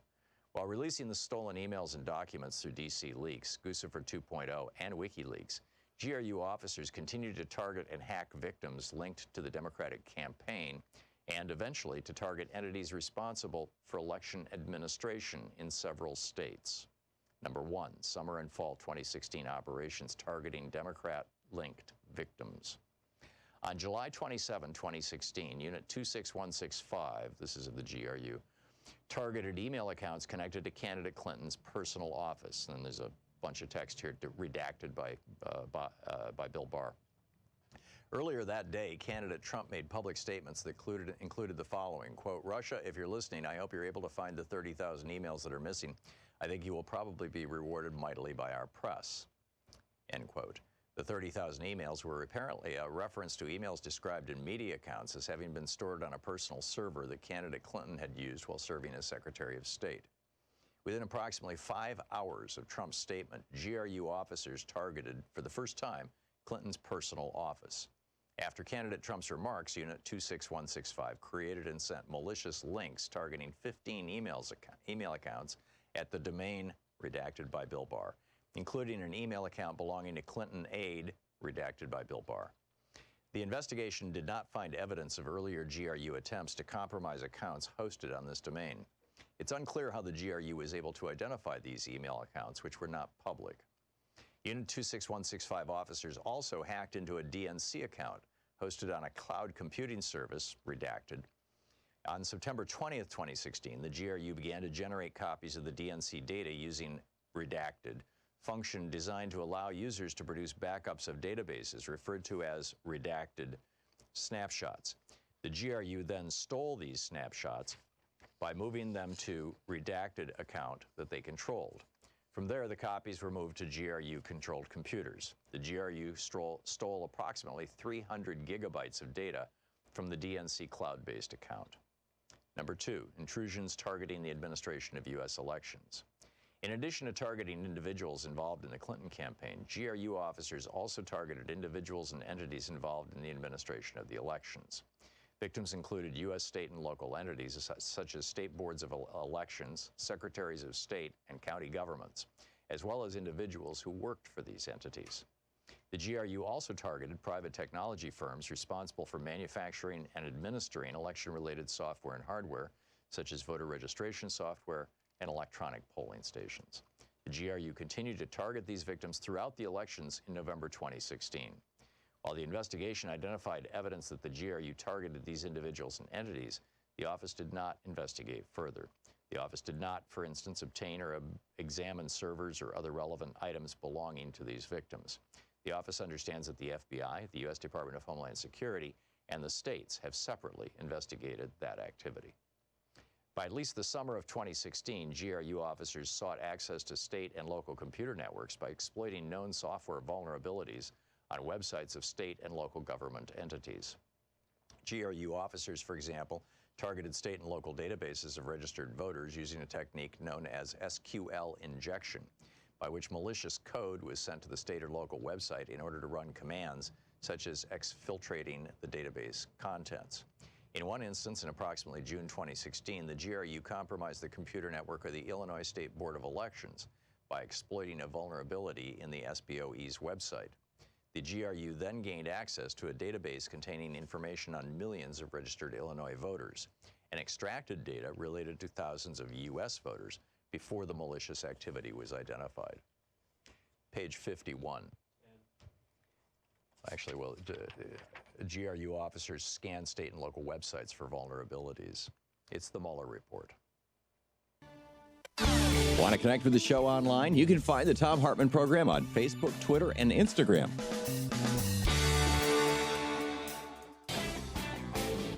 I may be coming to your city soon on our book tour for The Hidden History of Guns and the Second Amendment. I'll be in New York, Washington, D.C., Portland, Los Angeles, Seattle, San Francisco, Chicago, and Minneapolis. Here I come. More information is available at thomhartmann.com.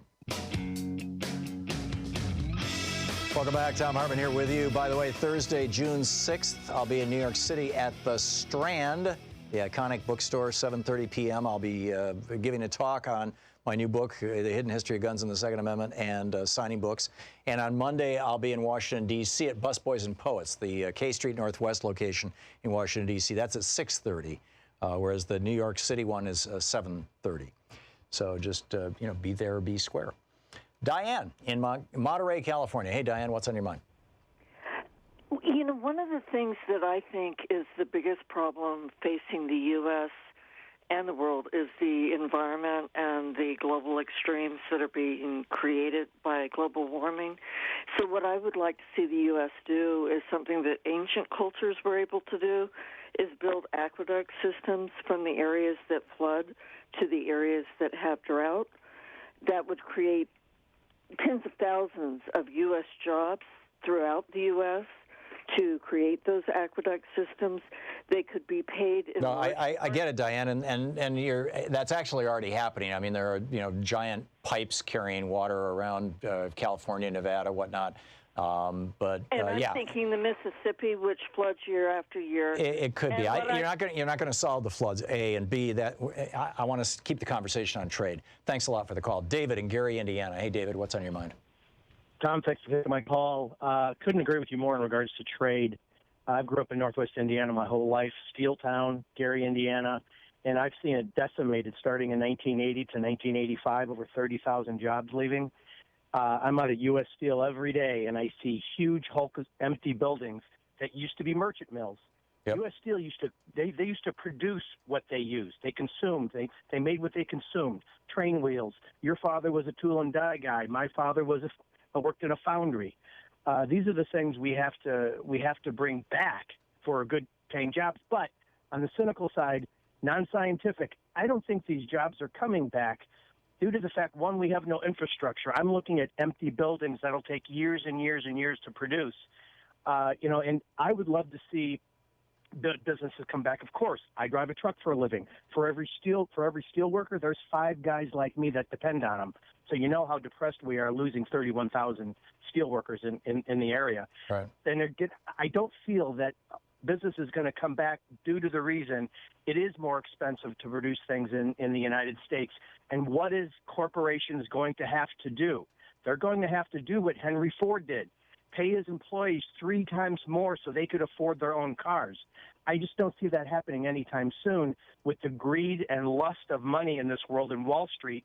I get what you're saying, David. Here's the vision that I'm laying out, and I laid this out, by the way, back in 2014 in a book that I published called Rebooting the American Dream, that it opens with this topic of trade and a long story of George Washington and how we got here and all this kind of stuff. And in fact, it's the book that Bernie wrote a cover letter with and delivered to the other 99 senators and said, you need to read this book. And we physically delivered a copy and a copy of Bernie's letter to every single one of those senators.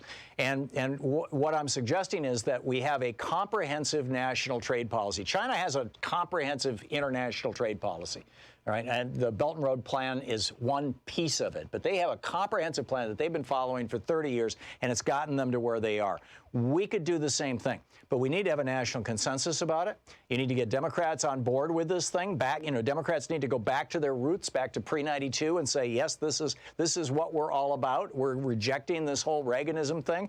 We want to bring the factories back to the United States and enact it into law, long-term law, so that it actually will be less expensive to manufacture things in the United States. And then once that manufacturing hits a critical threshold. And yes, I'm not naive. I understand that a factory that my friend, I had a number of friends who worked at General Motors. Their parents worked at General Motors when I was a kid. And when I grew up, or when I became in my 20s, I didn't leave Michigan until I was 27. Throughout my 20s, they were working at GM. But I'm under no illusion that a factory that used to employ 500 people today, if that same factory was rebuilt with modern robotics, would employ 60 or 80 people. I get that. But still, that's 60 or 80 jobs, as you pointed out, David. And every one of those jobs has a knock-on effect. And there's literally millions of products that we import into the United States that we could be manufacturing here. And it's not just China. It's the whole rest of the world as well. And I'm not saying that we should just turn inward and just say, no, we don't ever want to do trade again or anything like that. That's crazy. What I'm suggesting is that we have fair trade, which is what the other countries of the world guarantee, mostly through VAT taxes and through country of origin standards that we have on the books, but we don't have a VAT tax, but we have country of origin standard, the Buy America Act, but we don't enforce it. So I think this is doable, David, but the Democratic Party needs to get their act together. They need to come up with a comprehensive, multi-decade fair trade policy, and they need to start selling this to the American workforce pretty soon, or Donald Trump is going to own this issue. And stop the circular firing squad, as you eloquently put. Yeah, I'm I'm trying to avoid that, but I think that the Democratic Party also has to acknowledge that we have had a mixed record on this. The Republican Party's had a terrible record on this. They've been gung-ho free trade ever since Richard Nixon, and never been in favor of fair trade, particularly if it would protect American workers. The Republicans have never been. Decimated where I grew up in Northwest Indiana. I'm 20 miles southeast of Chicago. It's completely decimated, and we've almost, to a certain extent, had to reinvent ourselves with technology and service-oriented. But still, to go from 31,000 iron workers to 5,700 in 30 years, that's a tough comeback for anyone. Yeah, I'm with you. David, thank you for the call. Jennifer in Stillwater, Minnesota, listening to AM 950. Hey, Jennifer, what's up? Hi, I just wanted to say that, Billy Joel's song Allentown about the Pennsylvania steel mills, he wrote that in 1982. Yep. And I'm a child of the 80s, and I remember all of that, even though in Minnesota we don't have much of that. But this has gone on for so long. And, Reagan, got NAFTA negotiated and through Canada. Then Poppy Bush got it through with Mexico. Then Newt Gingrich got it through Congress. And then Bill Clinton cheerleaded and he signed it. And what people really need to understand is that the neoliberals are in both parties, and it's the entire Republican Party mostly, and it's, a large percentage of the Democrats. And what you need to do is you've got to vote in the Democratic primaries. You've got to vote for the FDR progressives, and that's the whole key. And, Bernie, Trump is going to win. You're right, because Bernie ran on this the first time. Bernie has always been for free trade, and he ran for fair trade. He's never been for free trade. Right, yes. Right. And that's what I meant. And he was against the TPP, and he ran against the TPP. And of course, Obama and Hillary, as Secretary of State, they were for the TPP, which is the. And I think that's one of the reasons why Bernie wiped out Hillary Clinton in Michigan and West Virginia, and several other states too. I don't remember exactly which ones he did, super well. Pennsylvania, as I recall, and yeah, I'm with you, Jennifer. But this is not just, by the way, about Bernie. The Progressive Caucus has been in favor of fair trade forever. And I think most of the progressive, and this should become one of the issues that is being discussed in our Democratic primaries. Jennifer, thank you for the call. Richard in Bellflower, California. Hey, Richard, what's up? Tom, just a couple weeks ago, I read an article in the LA Times, and the Chinese leadership was reminding the people how the Western countries took advantage of all the Chinese people and the government and made them sign all these ridiculous treaties for unbelievable trade. And the English government was importing heroin to destroy the Chinese. It was people. actually opium. It was in the 1890s, and the war that they had, opium. which lasted almost a decade, as I recall, and ended in as I recall, in 1899, was called the Opium Wars. And that's and England won those wars. They won the right to continue importing opium into China, much to the chagrin of the Chinese. And the land that they took in that war was Hong Kong. And that's why they had a 99-year lease on Hong Kong. They had to give it back in 2000. And during, what was the Boxer Revolution? The Boxer Rebellion, yeah. Boxer Rebellion. Okay, they are reminding the Chinese people of what could happen to them. Yeah, and no, I absolutely. Think you're right. And this is the speech that Xi gave this morning and gave yesterday afternoon that was carried nationwide on state television. The Chinese are hunkering down. They're getting ready for hard times. They're going to play hardball. They're going to be fighting with us, and they're going to be causing a lot of pain in the United States. And Donald Trump is going to be out there saying, yes, we're experiencing pain, but my fellow Americans, hang in there with me, because at the end of there's light at the end of this tunnel. We're going to start rebuilding America. And a lot of Americans, and I think capital L-O-T of Americans, many Americans, are going to absolutely buy that. And if the Democratic Party doesn't get a good, solid, fair trade policy, and we've had them. I mean, we've proposed fair trade, but we need to get a consensus across the party, Richard. Yeah, we've been sold out both ways. Yeah. And I don't blame the Chinese people for fighting, but it wasn't our fault. It was the corporations' faults for. Yeah, and somebody made a point on Twitter, by the way. They said, you've got to distinguish between trade and the arbitrage of labor, and I think that's a really important one. Our selling soybeans to China, or China selling, oil to the United States, raw materials, basically. That's trade. But when an American company that used to manufacture something in the United States manufactures something in China instead because the labor's cheaper, that's not trade. That's arbitrage of labor. That is basically moving your labor overseas. And that's what we need to put an end to. You're listening to Thom Hartmann. Visit ThomHartmann.com for audio and video archives. And the Democrats need to get ahead of this train, because it's coming. We'll be back.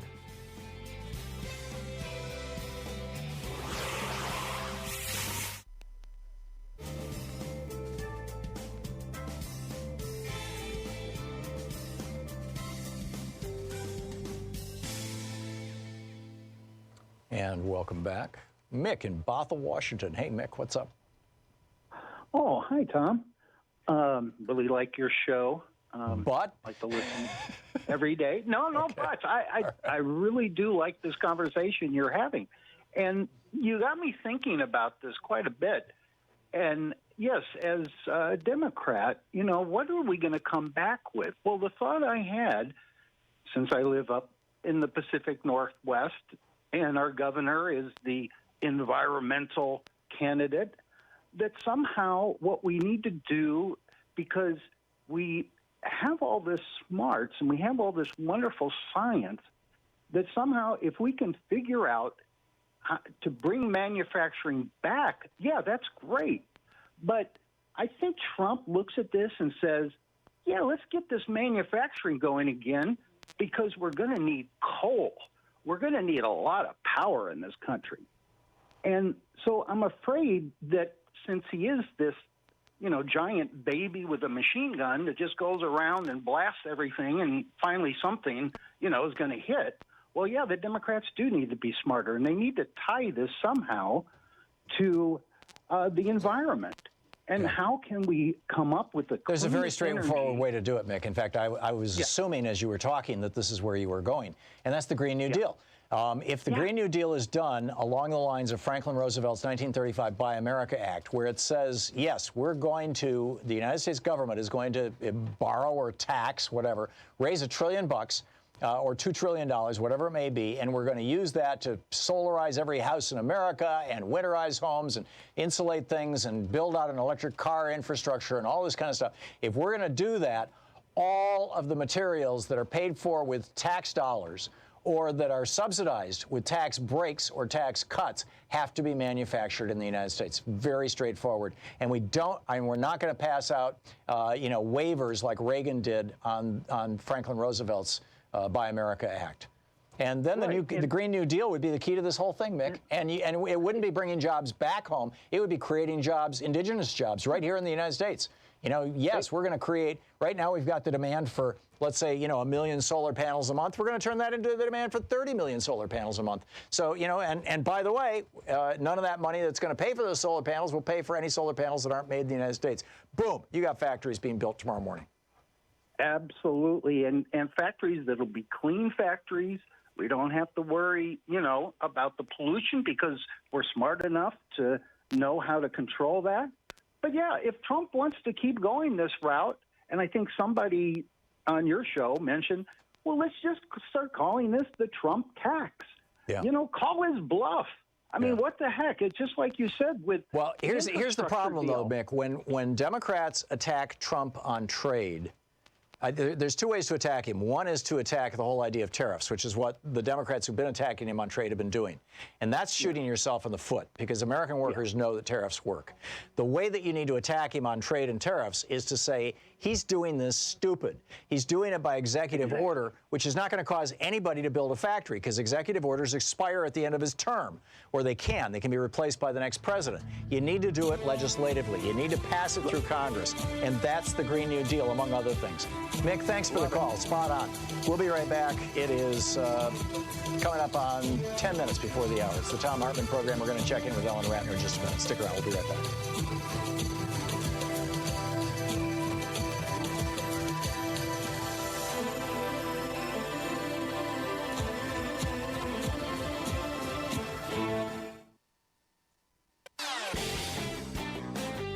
You know, every day here on the Thom Hartmann Program, Louise and I and our team, Sean, Nate, Shira, Dave, Chase, Sue, Nigel, Ron, we all work to put together the very, very best show we possibly can. And there's an enormous amount of work that goes into the show. And one of the things that comes out of that is a lot of content, a lot of specific information that we go through and we dig out and, you know, we want to share with you. And Sue puts that into our newsletter every week. And I think you will, if you don't already receive our newsletter, it comes in email every day, about an hour after we're off the air, or maybe a couple hours after we're off the air. And Sue goes through and pulls literally every link to every story that we talked about and puts it into the newsletter. It's free. We don't sell a list or anything. You complete safety and security. There's no charge. There's no nothing. Just, you know, plug in your email address over at thomhartmann.com. And you get signed up for the newsletter. It's all fairly obvious. You'll see it on the website. So check it out, thomhartmann.com. Thank you. We're reading from the Mueller report today. This is page 48. It's about WikiLeaks and their statements December.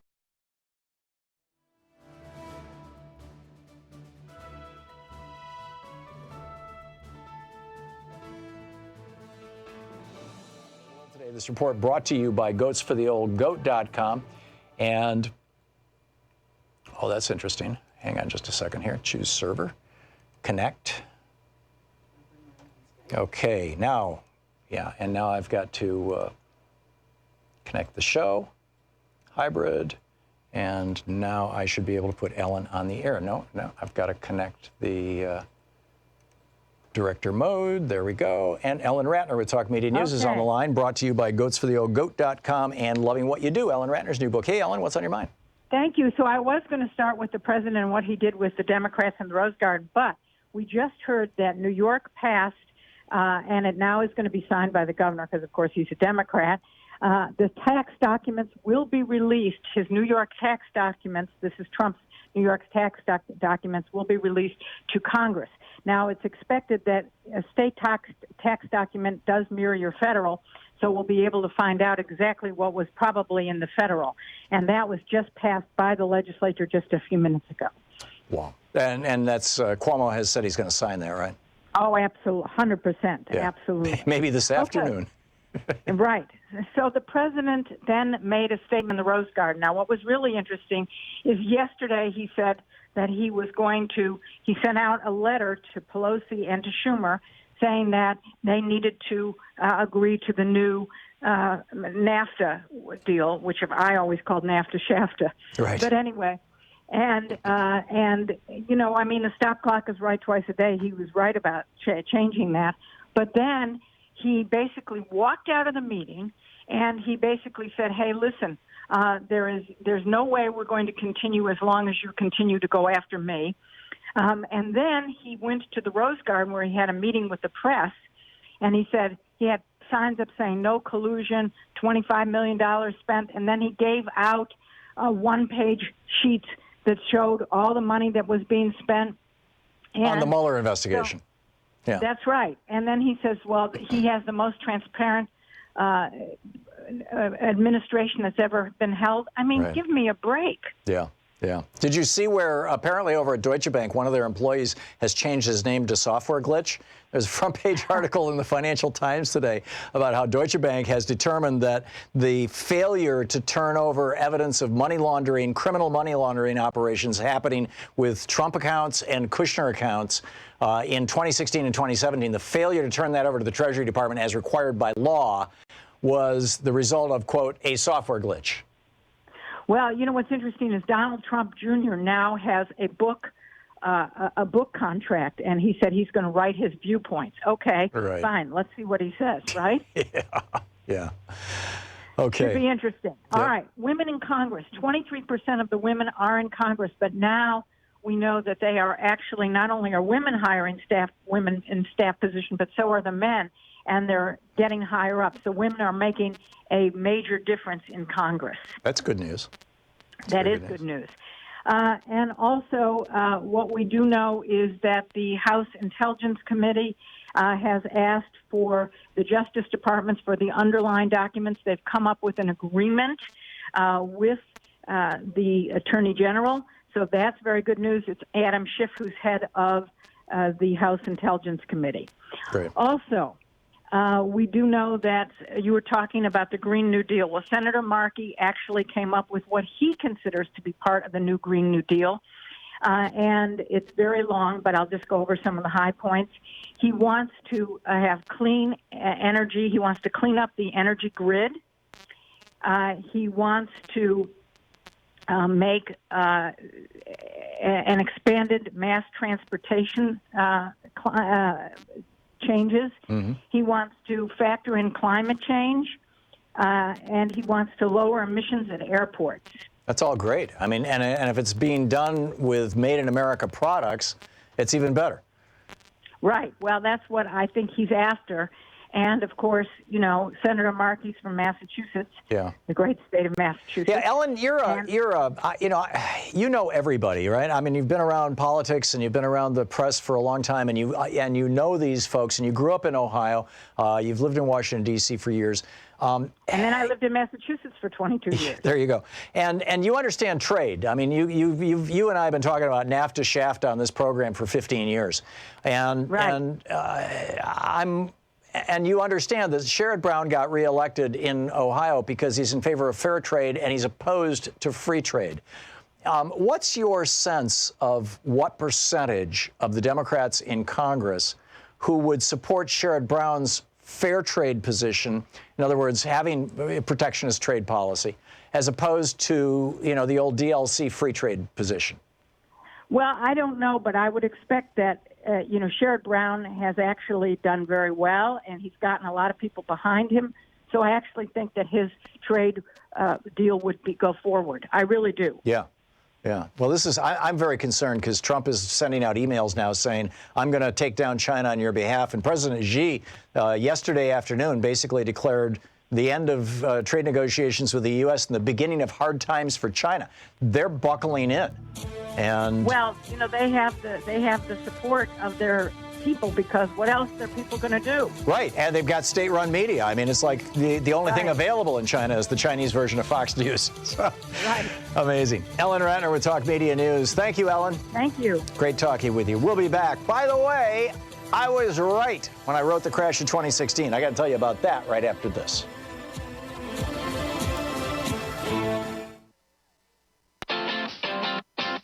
You're listening to Thom Hartmann.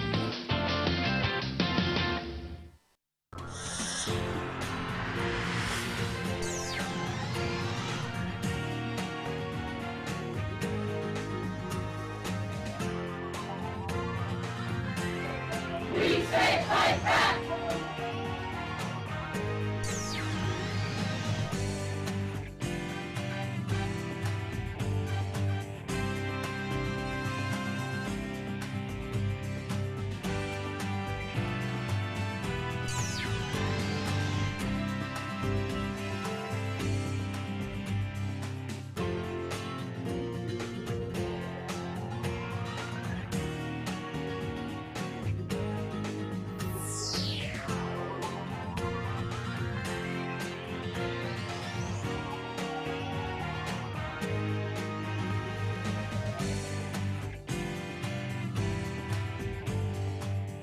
You know, every day here on the Thom Hartmann Program, Louise and I and our team, Sean, Nate, Shira, Dave, Chase, Sue, Nigel, Ron, we all work to put together the very, very best show we possibly can. And there's an enormous amount of work that goes into the show. And one of the things that comes out of that is a lot of content, a lot of specific information that we go through and we dig out and, you know, we want to share with you. And Sue puts that into our newsletter every week. And I think you will, if you don't already receive our newsletter, it comes in email every day, about an hour after we're off the air, or maybe a couple hours after we're off the air. And Sue goes through and pulls literally every link to every story that we talked about and puts it into the newsletter. It's free. We don't sell the list or anything. You complete safety and security. There's no charge. There's no nothing. Just, you know, plug in your email address over at thomhartmann.com. And you get signed up for the newsletter. It's all fairly obvious. You'll see it on the website. So check it out, thomhartmann.com. Thank you. We're reading from the Mueller report today. This is page 48. It's about WikiLeaks and their statements dissembling about the source of stolen materials. Beginning in the summer of 2016, Assange and WikiLeaks made a number of statements about Seth Rich, a former DNC staff member who was killed in July 2016. The statement about Rich falsely implied that he had been the source of the stolen DNC emails.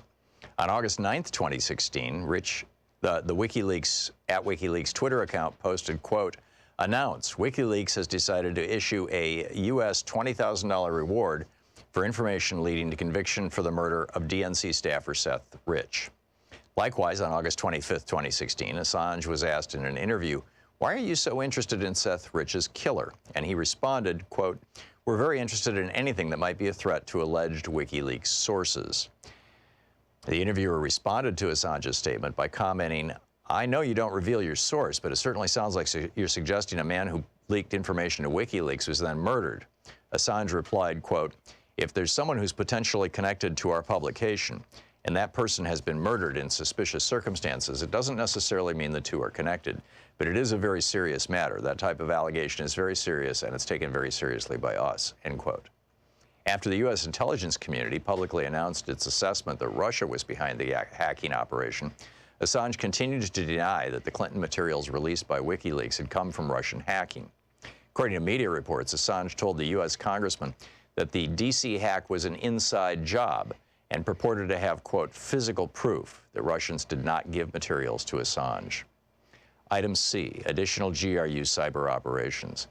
While releasing the stolen emails and documents through DC Leaks, Guccifer 2.0, and WikiLeaks, GRU officers continued to target and hack victims linked to the Democratic campaign and eventually to target entities responsible for election administration in several states.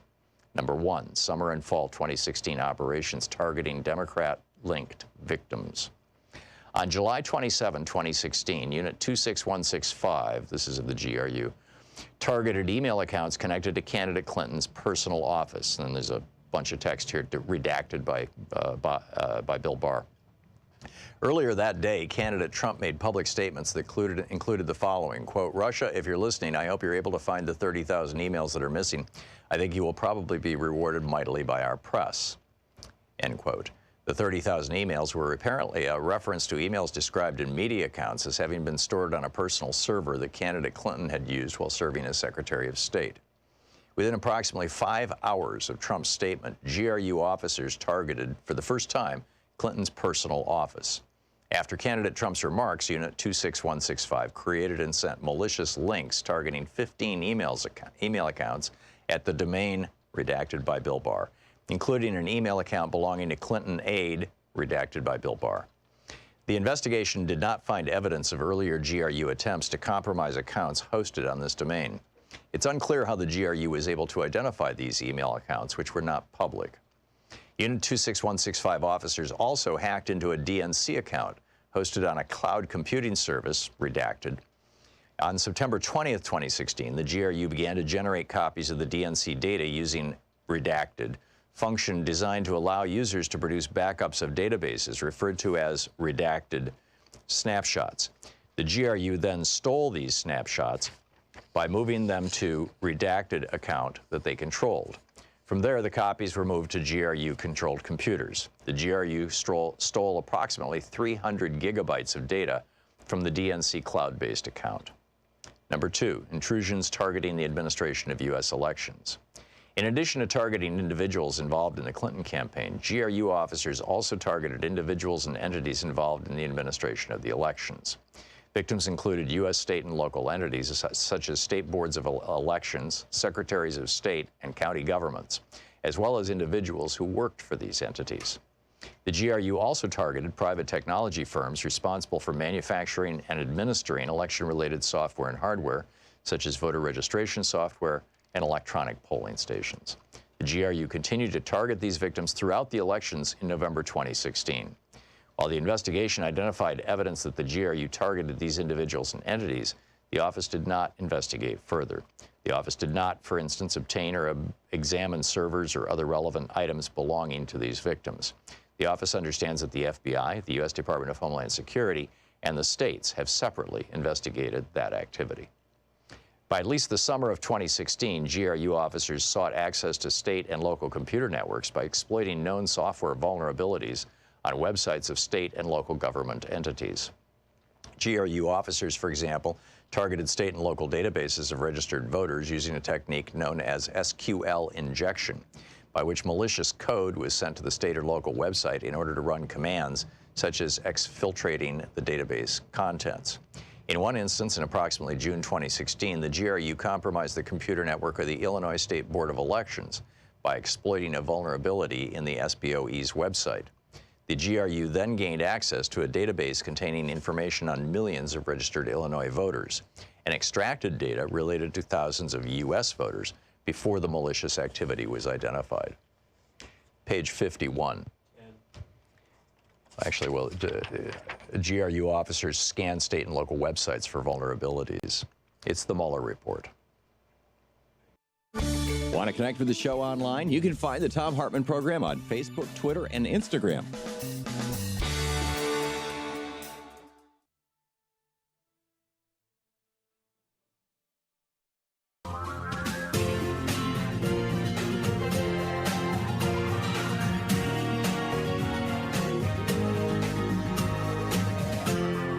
This is the Thom Hartmann Program. And welcome back. Thom Hartmann here with you. My old buddy Rob Call has a new book out. In fact, I wrote the foreword to it. It's called The Bottom-Up Revolution, Mastering the Emerging World of Connectivity. Rob Call, K-A-L-L. Rob is also the guy who runs opednews.com, which is a great website for op-eds, for opinions and news and all that kind of stuff. Rob, welcome back to the program. It's been a while. Yes, great to be here. Thanks so much. So the bottom-up revolution, what are you talking about here, Rob? Well, the smartphones and the internet have catalyzed a change that it basically brings people back to where they were before civilization. Humans existed for 7 million years, evolving to be bottom-up people living in primarily hunter-gatherer bands and tribes. And then civilization came along. Now, what does it mean to be bottom-up? Bottom-up is something that's talked about a lot. Bernie Sanders and Hillary Clinton and Barack Obama and George Bush have all talked about bottom-up, but most people think of it as grassroots or wisdom of the crowd or crowdfunding. Democracy. It's a lot more. Democracy, yes. And democratization is one of the most common words that people have used over the years. I do a radio show, Bottom-Up Show, as well on Pacifica Radio. And I've interviewed hundreds of people about bottom-up. And basically, we evolved to be connected to each other, to have an awareness of that connection to each other, a kind of connection consciousness, to have empathy and caring, to be open and transparent. And civilization came along, and it brought a top-down culture that brought domination and culture and hierarchy and slavery. And basically, the internet and smartphones have brought things back so that there are literally hundreds of genes that we have that express our bottom-up nature. And they've been repressed, and the internet and smartphones have brought it back. So it's changed things. People who have tapped this have made billions of dollars. Facebook and Twitter and LinkedIn and countless other sites have figured out what makes bottom-up work and makes bottom-up happen with people. And so what I tried to do with the book, I start with op-ed news. I started taking a bottom-up approach, bringing my writers and my readers. You do the same thing, Tom. You get your listeners very involved in your show. I started doing it with my website, and it started really soaring and having a really great response, so that we publish 500 to 1,000 articles a month. We see 150 to 800,000 unique visitors a month. And I thought to myself, what is bottom up? And the reality is that most people don't know much about bottom up at all. I've just tried to give a little better picture of what it's all about. And it's just like you've been to Nunavut, where the people live in snow. And the indigenous people there have 50 words for snow. They need those 50 words because they need to understand their environment better. What I've tried to do with the book is give 50 words or more, actually about 100,000 words, helping people to have a better understanding of what bottom up. Create a language around bottom up. So how do we apply this to our politics, Rob? We're talking with Rob Call, his new book, The Bottom Up Revolution. Well, we want to think about bringing in people. One of the things that I discovered is that bottom up is the way that the new science works, systems theory and chaos theory. And what they tell us is that nature does not have to work with a 50% plus one majority.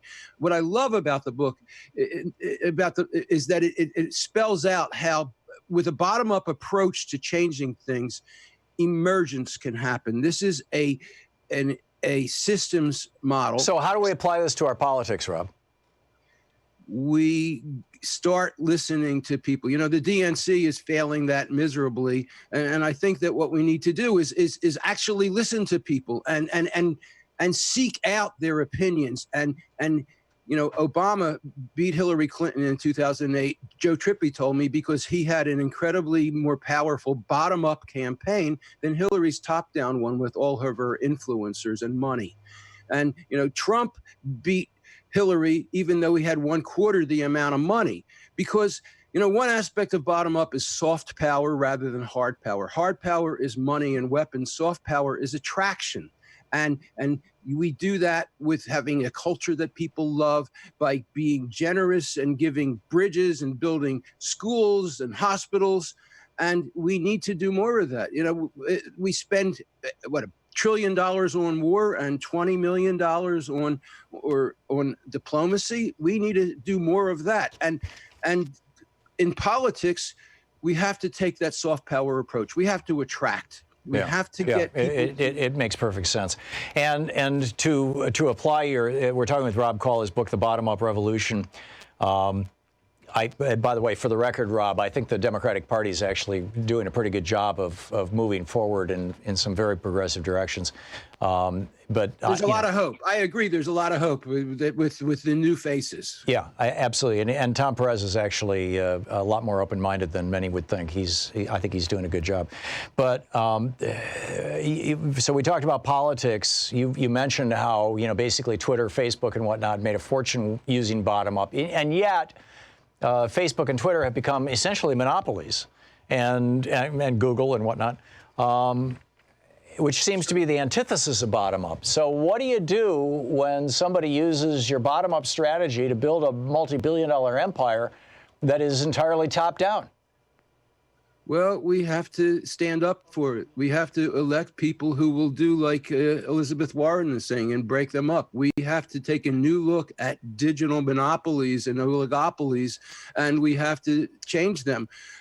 We have to start getting them so that they're, you and I have for years been talking about the need to get rid of billionaires, to make it illegal to be a billionaire, to debillionaireize the planet. And we need to do that. We need to get rid of all these ultra-powerful people, ultra-wealthy people. Wait a minute, you don't mean get rid of. What you mean is... sorry, yeah. We need to make it illegal to be one. Yeah, a top tax rate that like we had before the Reagan administration that basically says, if you're going to take that much money out of your company, you're going to give more than half of it to the government. So you might as well leave it in the company, build new factories, expand your operations, develop new products, all those kinds of things, right? Well, I actually, in my book, I think that big is a top-down characteristic, and I write a lot in big in the book about how big can be pathological, and I think we really need to develop a science of small.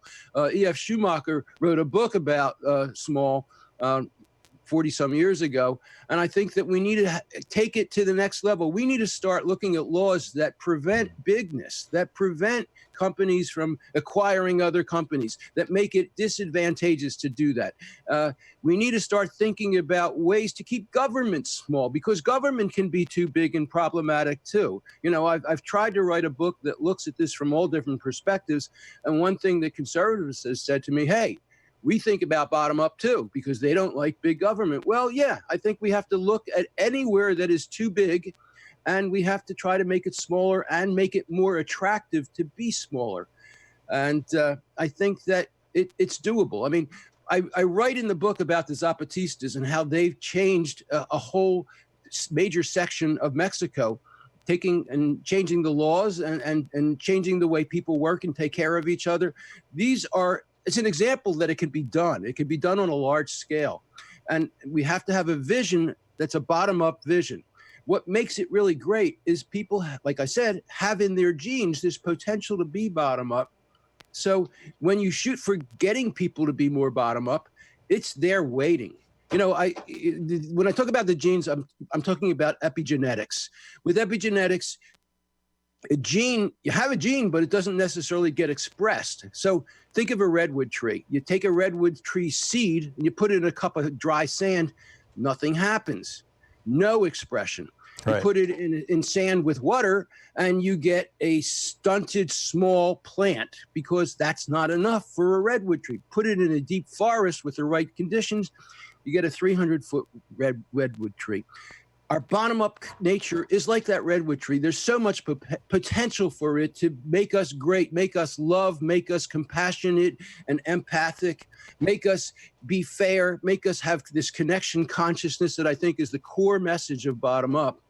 And the other side of it is, if you have a business, you need to understand bottom-up if you're going to be successful, if you're going to survive, really. Yeah. No, it's all great stuff. Rob Call is the author, K-A-L-L. In fact, his Twitter handle is @RobCall. He also runs op-ed. Say that again?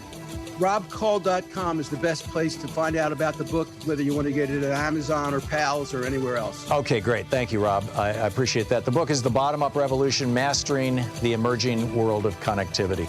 Rob, thanks a lot. Good luck. Thanks for having me on. My pleasure. Thanks for writing the book. We'll be back. This is the Thom Hartmann Program. In just a moment. Stick around. I haven't tried to.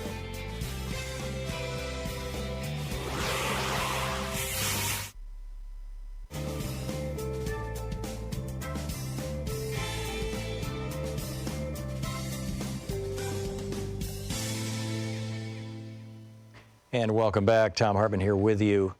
You know, I've been talking about trade here for the last 2 hours, and I want to recap that really quickly, but also, well, actually, I'll get into my rant about why I was right about 2016 in a few minutes. But Xi Jinping, the president of China, or premier or emperor or whatever his title is, President Xi, yesterday, and, you know, this is, you know, on the front page of the New York Times, but why this is not a larger story, I don't understand.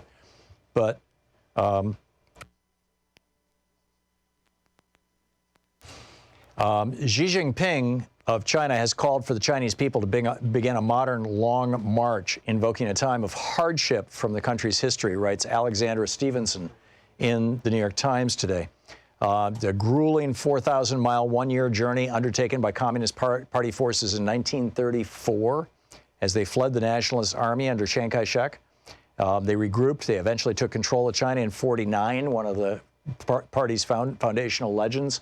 I mentioned, by the way, earlier that I thought that the Opium Wars ended in the 1890s. Turns out, and several people corrected me on Twitter, and thank you for that. I do appreciate it when I get something wrong and people straighten it out. It was in the 1840s, 1850s, in that time period. But anyhow, that's ultimately what led to you know, China taking Hong Kong, et cetera. So now he says, now there is a new Long March. Now, the Long March lasted from 1934 to 1949. That's 15 years.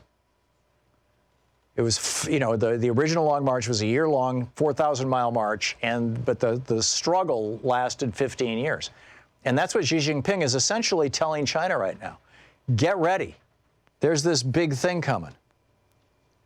Meanwhile, House Minority Leader Kevin McCarthy, the #1 Republican in the U.S. House of Representatives, blocked a bipartisan attempt to limit Chinese companies from contracting with U.S. transit systems. This is from the Washington Post. Why would he do this? Why would Kevin McCarthy, I mean, there was legislation that was going to pass in the House of Representatives, and both Democrats and Republicans in favor of this, saying if we're going to build mass transit, if we're going to build buses and trains, we're going to build, if we're going to buy them and we're going to, you know, expand our infrastructure, we are going to build them in the United States and by American companies. And Kevin McCarthy blocked that. Why? Because it benefited a Chinese government-backed manufacturer. You get this? So, you know, this behind-the-scenes intervention, it says, came as Congress is trying this year to craft a spending compromise to avert another government shutdown.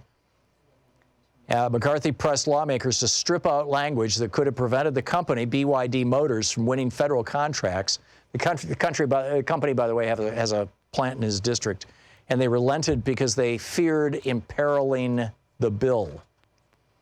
This is a division of BYD Company, which is a giant Chinese manufacturer. They make electric buses. And Stella Lee, the president of BYD Motors, is a campaign contributor to Kevin McCarthy. Jeez, it doesn't get more blatant than that. You know, the Democrats should be screaming about it. Anyhow, we'll be back. It's 20 minutes past the hour. Stick around. We'll be right back.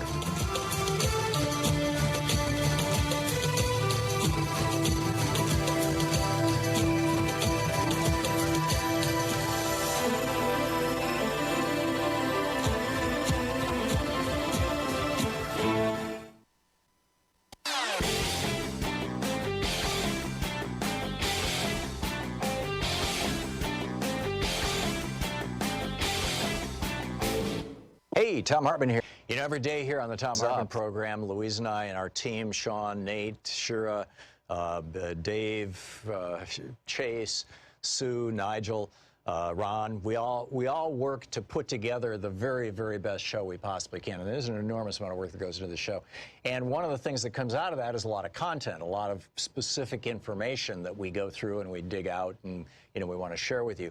And Sue puts that into our newsletter every week. And I think you will, if you don't already receive our newsletter, it comes in email every day, about an hour after we're off the air, or maybe a couple hours after we're off the air.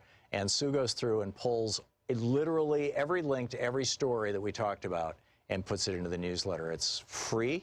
We don't sell a list or anything. You complete safety and security. There's no charge. There's no nothing. Just, you know, plug in your email address over at thomhartmann.com. And you get signed up for the newsletter. It's all fairly obvious. You'll see it on the website. So check it out, thomhartmann.com. Thank you. We're reading from the Mueller report today. This is page 48. It's about WikiLeaks and their statements dissembling about the source of stolen materials. Beginning in the summer of 2016, Assange and WikiLeaks made a number of statements.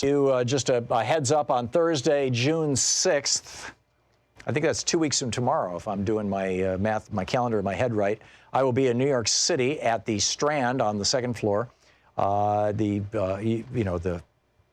famous bookstore, the Strand. It's an extraordinary store. At 7:30 p.m., doing a riff on my book, on my new book, The Hidden History of Guns and the Second Amendment, and signing books. And on Monday, June 10th, I'll be in Washington, D.C. at Busboys and Poets on K Street.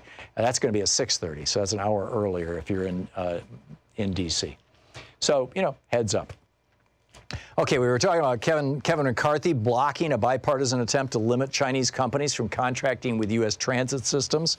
You got that. You got Xi Jinping yesterday and today, 2 speeches in a row carried by Chinese state television, which up until this point has been very, very quiet about trade wars, saying, get ready. The Long March was 15 years, from 1934 to 1949. It was 15 years long, a terrible time for the Chinese communists as they fought Chiang Kai-shek. They finally, expelled him from China. He fled to Taiwan and created the modern Taiwan. And Xi is now saying, get ready. It's going to be another tough time. He's going to go to the mattresses with Donald Trump over trade in the United States. And Trump is going to be saying, well, as Greg Sargent says, Trump is staking his reelection on this. He's going to be saying, yeah, we got tough times here. We may even have a recession, even a depression, and it's all going to be China's fault. And that's all going to be the fault of previous administrations that embraced free trade. Now, he's not going to point to Reagan, which is where this all really began in a big way, or to Nixon, who opened China to the West. He's going to be pointing to Democratic presidents. But the fact of the matter is that the Democratic Party needs to respond to this. And they need to do it in a coherent fashion. I mean, when you've got a billionaire like Thomas Friedman, who has been promoting so-called free trade and opposing fair trade in the United States for over 20 years, when you've got a billionaire like Thomas Friedman, a free trade advocate and a fair trade opponent, saying in today's New York Times, when we let China join the World Trade Organization in 2001, it propelled China into a trading powerhouse under rules that still give China lots of concessions as a developing economy. It's true. He said China grew not only by hard work and by building smart infrastructure and educating its people, but also by forcing technology transfers from U.S. companies, subsidizing its own companies, maintaining high tariffs, ignoring WTO rulings, and stealing intellectual property. By the way, that's how Japan grew. That's how South Korea grew. That's how Taiwan grew. That's how we grew in the early days. We protected our economies. Thomas Friedman points out, China under Xi announced a Made in China 2025 modernization plan promising subsidies to make China's private and state-owned companies the world leaders in superconducting, artificial intelligence, new materials, 3D printing, facial recognition, software, robotics, electric cars, autonomous vehicles, 5G wireless, and advanced microchips. We've got to get control of this. Meanwhile, as electric vehicles, sales have gone up 81% between 2017 and 2018. They're continuing to explode. This from Think Progress, Kyla Mandel wrote this article. A letter signed by 34 conservative organizations urges Congress to oppose any expansion of tax credits for electric vehicles. Right? Oh, no more Teslas. We don't want them made in the United States. Including several think tanks that promoted climate science denial, a group run by a former Koch lobbyist and a newly launched Energy 45 fund set up by a former Trump Environmental Protection Agency official. Thursday's letter was spearheaded by the American Energy Alliance, the advocacy arm of the Institute for Energy Research, which is run by former Koch Industries lobbyist Thomas Pyle. So that's going on. But the thing that I think is most fascinating, and I am just, fascinating isn't even, frankly, quite strong enough a word for this, is that back when I said 2016 was going to be the crash, it actually was. I'll tell you all about that after the break, so stick around. It's 28 minutes, coming up on 28 minutes past the hour. It's the Thom Hartmann Program. Occupying the media 3 hours a day, 5 days a week as we defend America from the weapons of mass deception. Stick around. We'll be right back. You're listening to the Thom Hartmann Program. Call 202-808-9925. We'll be back with more. Stick around.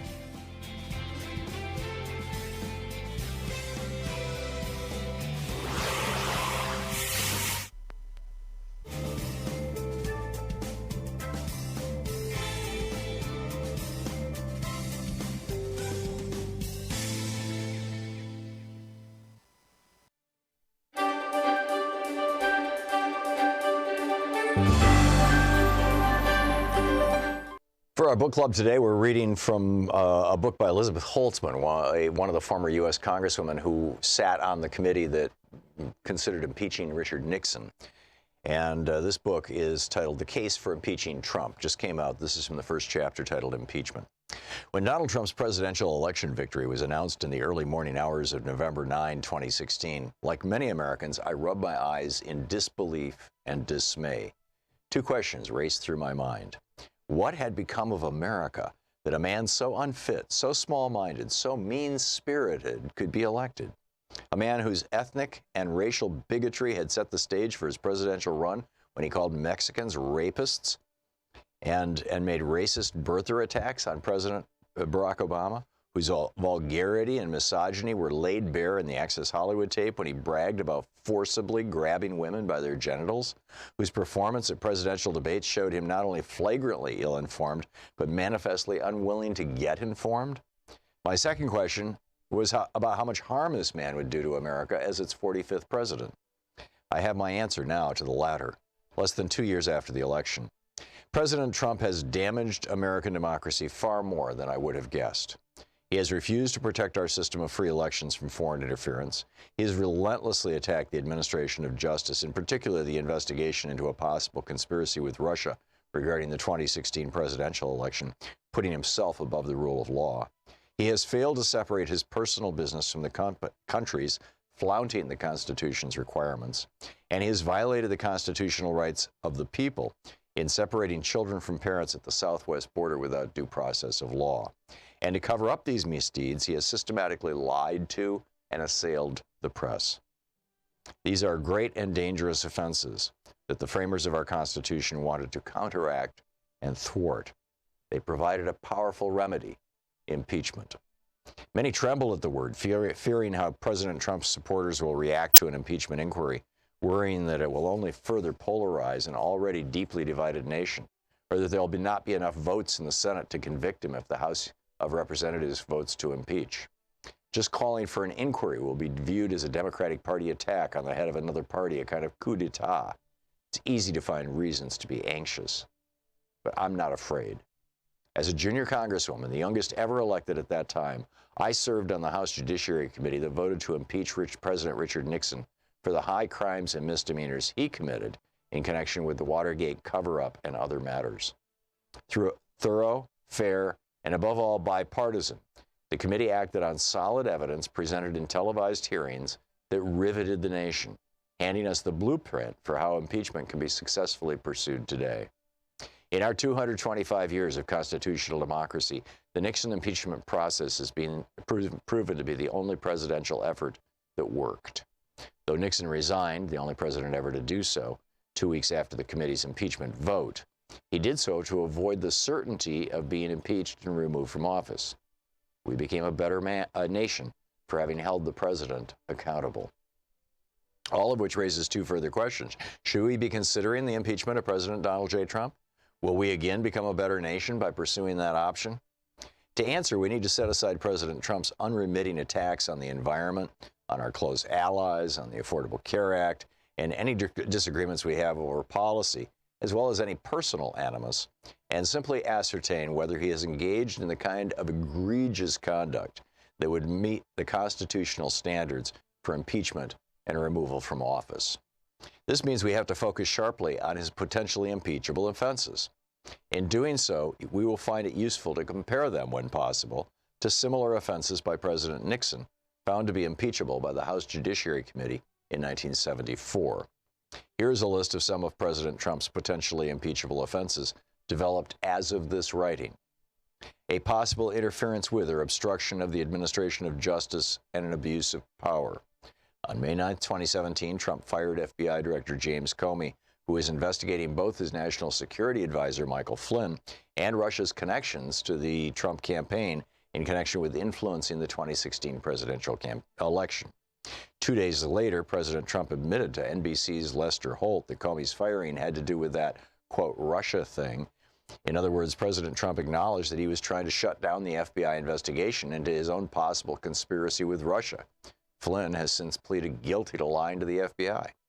The Comey firing uncannily echoes Nixon's firing of the special Watergate prosecutor for seeking highly damaging information about that president, a brazen defiance of the rule of law that triggered the start of impeachment proceedings against Nixon.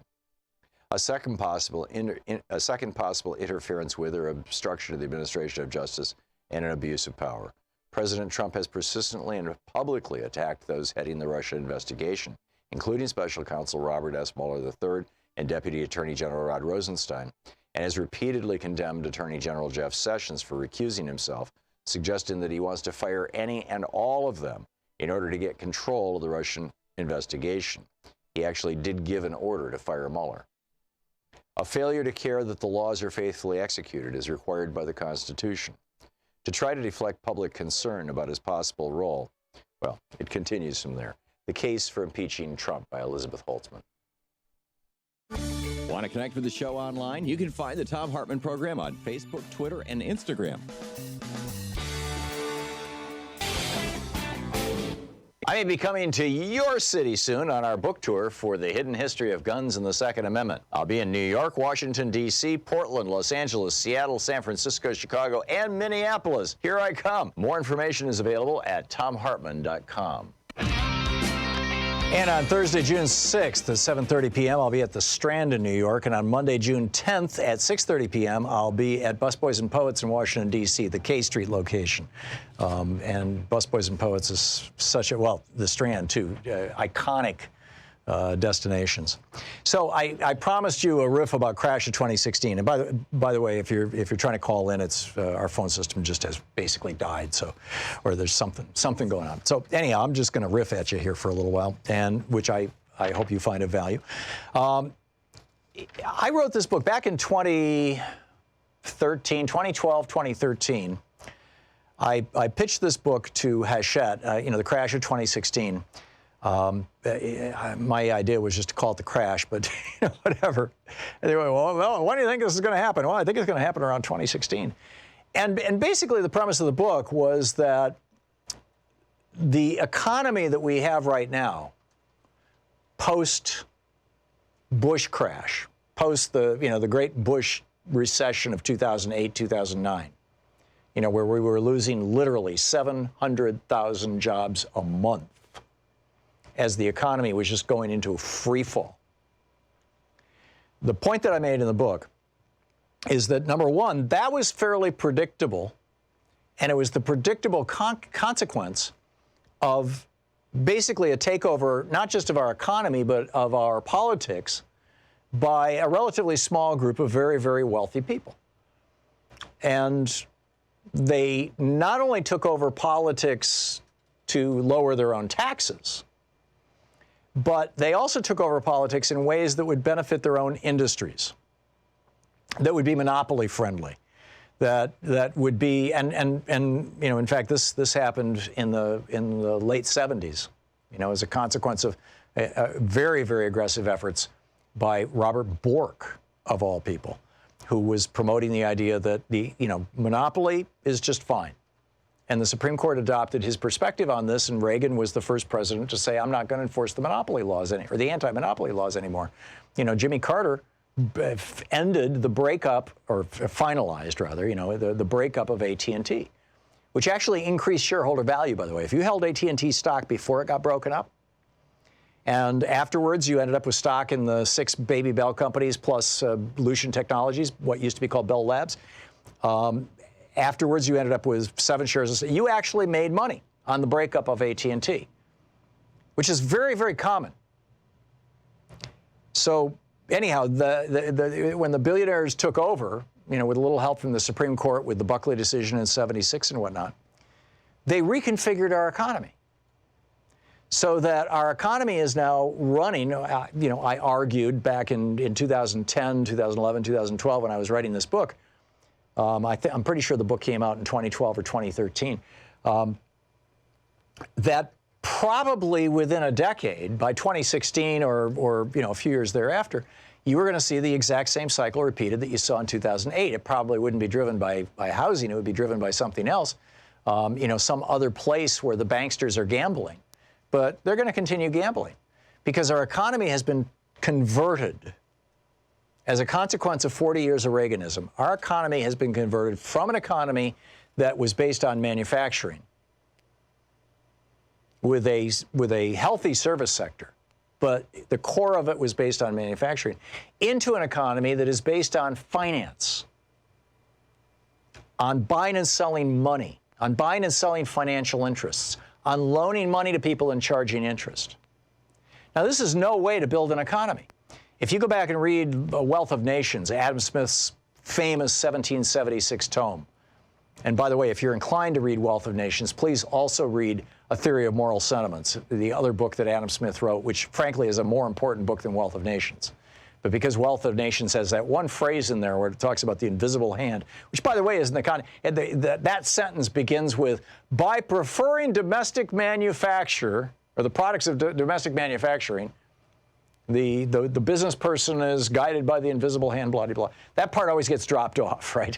I mean, he was talking about the importance of protecting your domestic industries. But in any case, you read Adam Smith's Wealth of the Nations, and he makes it very clear. What is the wealth of nations? It's what they make. Your nation is worth the total of all the things it has made. The example that Adam Smith uses in Wealth of Nations is an axe handle.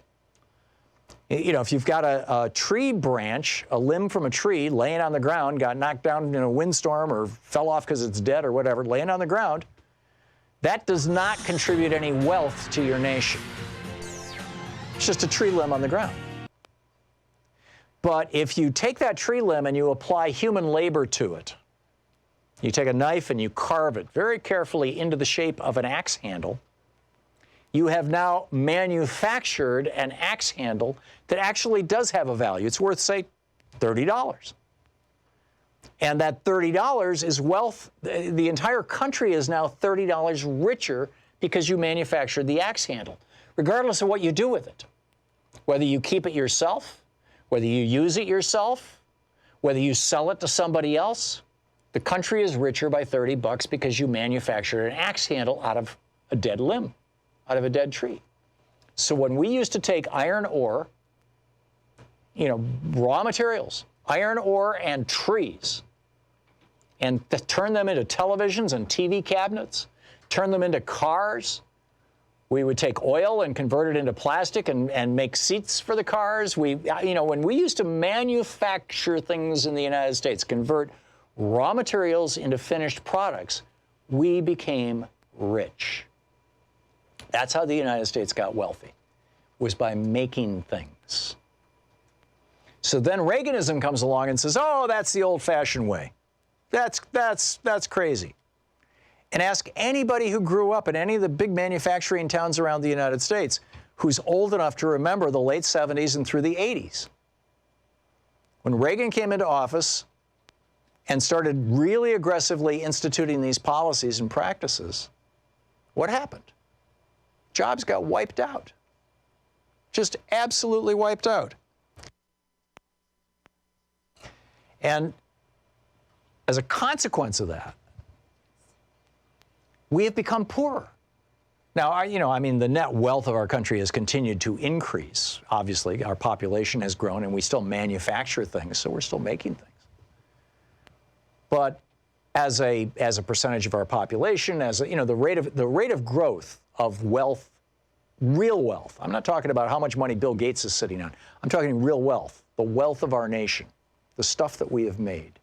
The rate of that growth has slowed dramatically and has been replaced by growth in, hey, I'll sell you an insurance policy, and when I die, you'll pay that to my family. And isn't that cool? Or, hey, take this credit card and pay me 27% interest. And use that money, use that credit to buy junk from China or any other country in the world, but not manufactured in the United States. I mean, try to find things made in the United States, right? Unless you're a defense contractor, that's most, the major manufacturing in this country now is either cars or it's tanks and bombs and F-35s and fill in the blanks, right? So anyhow, so what I was suggesting was that the growth that we were seeing in our economy post-2008 would not last. That growth was the direct consequence, the exact consequence of government, basically government stimulation. That the Fed had literally created out of thin air over $20 trillion in money in 2008, 2009, that they poured into the financial system. Our Fed was bailing out overseas billionaires. Our Fed was bailing out overseas banks. Our Fed bailed out, of course, our banks. And the banksters, what'd they do? They gave themselves multi-million-dollar bonuses with that money from our Fed. They took it and ran. But did we reconfigure our economy so that we were going back to, Adam Smith, kind of 101, to going back to manufacturing things? No. We have an economy now that's entirely financialized. And in my opinion, the only thing that's been holding it together is the fact that the Fed has been keeping interest rates super low. In Europe, the European Central Bank is still in negative interest rates. I mean, there's literally no place they can go if there's a Great Depression. Europe is screwed. And we're at, 1% and change, 2%, in the neighborhood of 2%. That's not much room. So now comes this story. This is the punchline for the whole thing. This is from Reuters, and it was published a few days ago. I don't have the date on it. I'm sorry, but I printed this out a few days ago and set it aside, thinking, I'm going to do this rant. I'll just read you parts of the article. U.S. growth appears to be based exclusively, and the exclusively is in quotes, on government, corporate, and mortgage debt. And the economy would have contracted if the United States had not added trillions in debt. Now, this is according to the CEO of Double Line Capital.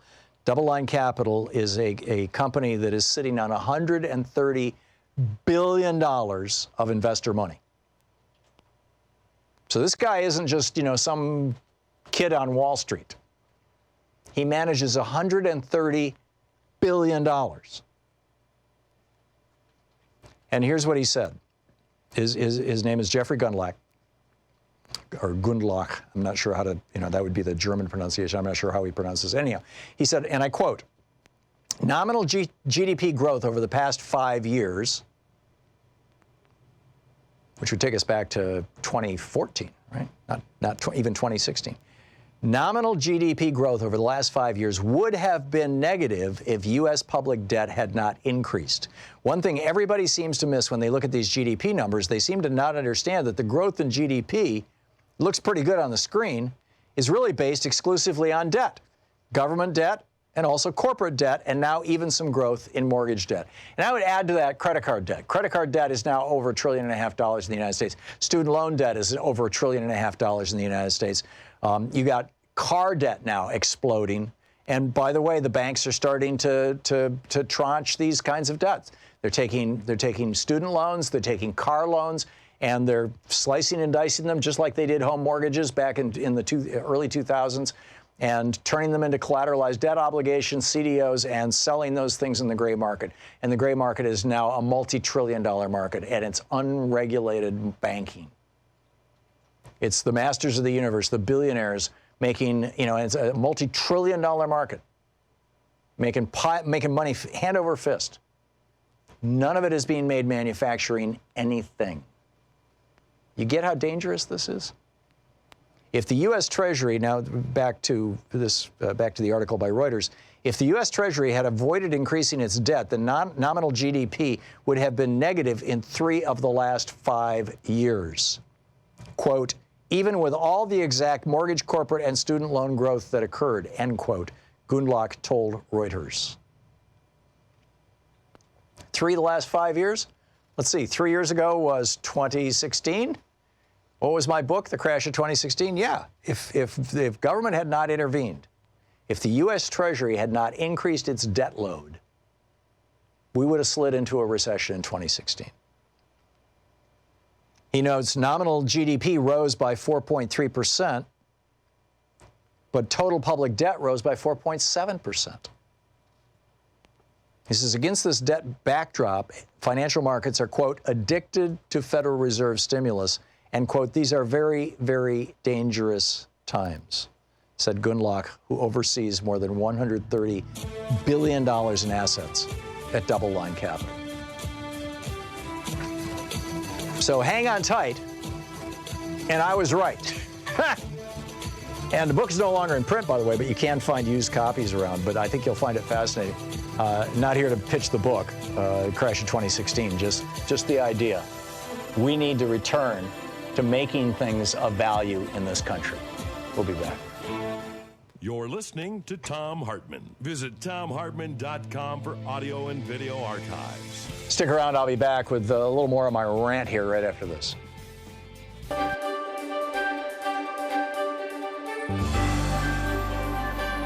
Today we're reading from the brand new third edition, the 2018 edition of The Last Hours of Ancient Sunlight by me, the subtitle, The Fate of the World and What We Can Do Before It's Too Late. This is from the chapter Climate Changes, which I did a huge update on over the last couple of years. Imagine you and your family had a time machine large enough to live in no matter what era you arrived in. Let's imagine that you dial your time machine back to 250 million years ago, when you step out onto a fern-covered field somewhere thousands of miles away from what is today Siberia. Unbeknownst to you, the lava flow has begun in the distance. As you're setting up your new home, you might notice a reddening of the sky at sunrise and sunset, but it wouldn't seem like anything dramatic was going on anywhere in the environment. Over the next few years and decades, you may notice that the weather is growing more intense, the seasonal extremes more noticeable. Still, you'd have no way of knowing that the planet was moving toward a point that would lead to the death of almost everything. Over the years, as you become an old man or woman, your children might notice that the larger plants, what today would be our trees, seem to be dying faster than normal from what appears to be some sort of blight or fungus. It's as if the plant's immune systems have been compromised. Long after you're dead, your grandchildren might begin to notice that the rains are not coming the way they used to, and when they do, the storms are wildly more ferocious. The results are either floods or droughts. Insects and small animal populations are less evident. The air is becoming corrosive. It's getting harder to breathe. The sunrises and sunsets are becoming more spectacular with radiant colors of light cast across the sky. By the time your great-great-great-great-great-grandchildren are born, the lava flows may be settling down, but the tipping point has been passed. Although it was a slow process, it was an inexorable one. The world, over thousands of years, has warmed to the degree where all of the abundant life your descendants could see around themselves was doomed. The lava flow in Siberia, by throwing into the atmosphere a variety of greenhouse gases, had been steadily pushing up the temperature of the Earth. While many of these gases were themselves toxic, it would be their combined greenhouse effects, along with those of the multiplying carbon dioxide levels, that would take down the planet. But you would only know that in retrospect, when pretty much everything was dead. Fast forward to today. The climate scientists' warnings have come true. There is more carbon in the atmosphere trapping heat and moisture than ever before in the 165,000 years of human history. We're on the verge of the first ice-free summer in the Arctic in 3 million years. And back then, the Earth was a much different place from the one currently cradling us, or even the one in which modern humans evolved. The consequences of a warming planet are appearing much faster than had been projected by climate scientists of just a decade ago. The most dire warnings, rising oceans, freak storms, agricultural collapse, they're all taking place now.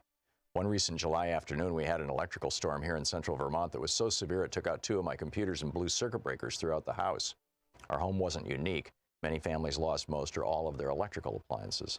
Larry, a fellow we'd hired to do some repair work on our half-mile long driveway, stood atop a hill with me a week after the storm and told me how his wife had been thrown across the room from an electrical shock she received touching their screen door during the storm. It's not normal weather here, he said. It used to be the Vermont weather was famous for always changing, always unpredictable, but the last few years have been like nothing before. A lot of people agree with Larry. Extreme weather events like the 14-year drought that savaged Australia starting in 1995 and the freezing destruction of Superstorm Sandy are on the rise.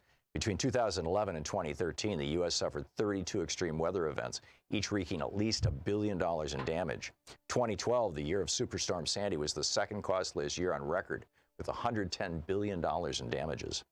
During the 2017 hurricane season, Hurricane Harvey appeared and quickly developed into a 1,000-year event, dumping 20 inches of rain over nearly 29,000 square miles surrounding the Houston metropolitan area, flooding an area the size of New Jersey. Rebuilding from Hurricane Harvey alone could cost up to $180 billion in damages, making it the costliest storm in U.S. history. But how long until the next superstorm? The year 2016 set new records as the hottest year in recorded history, with average global temperatures of 1.3 degrees Celsius above pre-industrial levels. Along with the heat waves, flooding and drought accompanying this temperature increase are melting polar ice caps and in turn rising sea levels.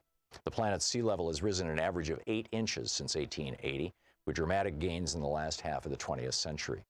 In the 50 years since 1963, the ocean rose 2.5 inches in Los Angeles, 6 inches in Boston, and 12.5 inches in Galveston, Texas. The polar ice caps are in an unprecedented state of decline, with sea ice in Antarctica and the Arctic measuring at 1.48 million square miles less than the average 1981 through 2010 average. At the end of 2016, the Arctic saw temperatures 36 degrees Fahrenheit above average. When the mathematics and physics become as compelling as they are now, big business gets alarmed. In November of 2012, the international accounting firm PricewaterhouseCoopers issued a rather dire warning for the future of business on the planet. After all, if the human race has been reduced to living in caves or is extinct, nobody's going to buy or sell anything.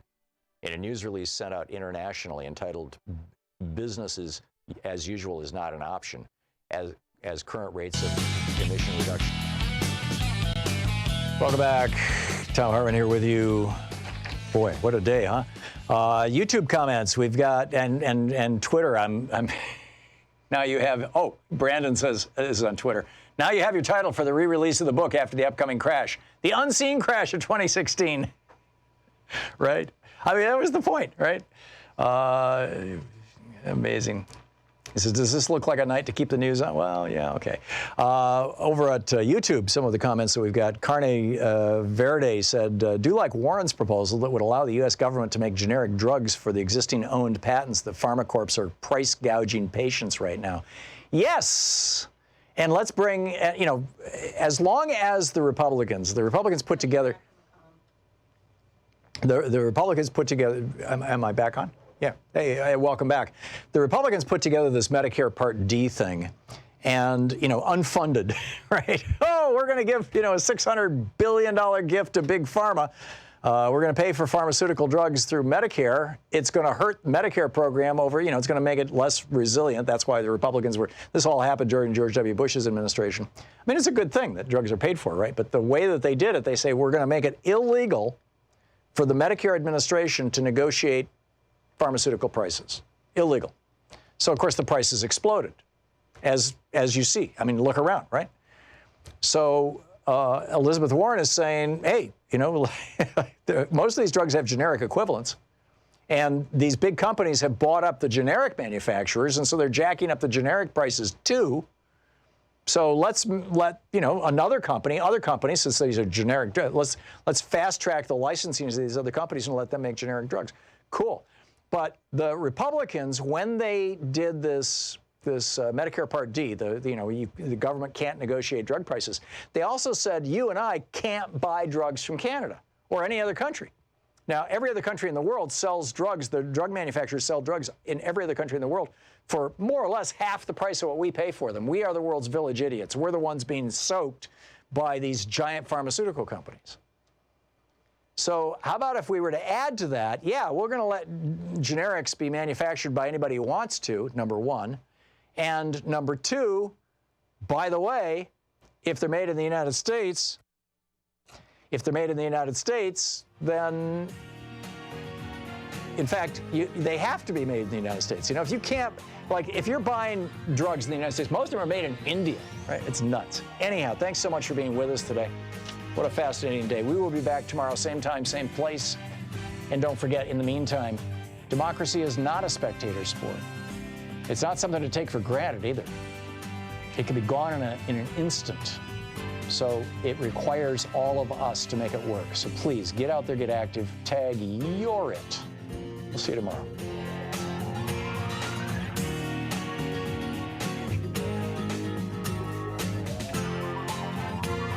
You've been listening to Thom Hartmann.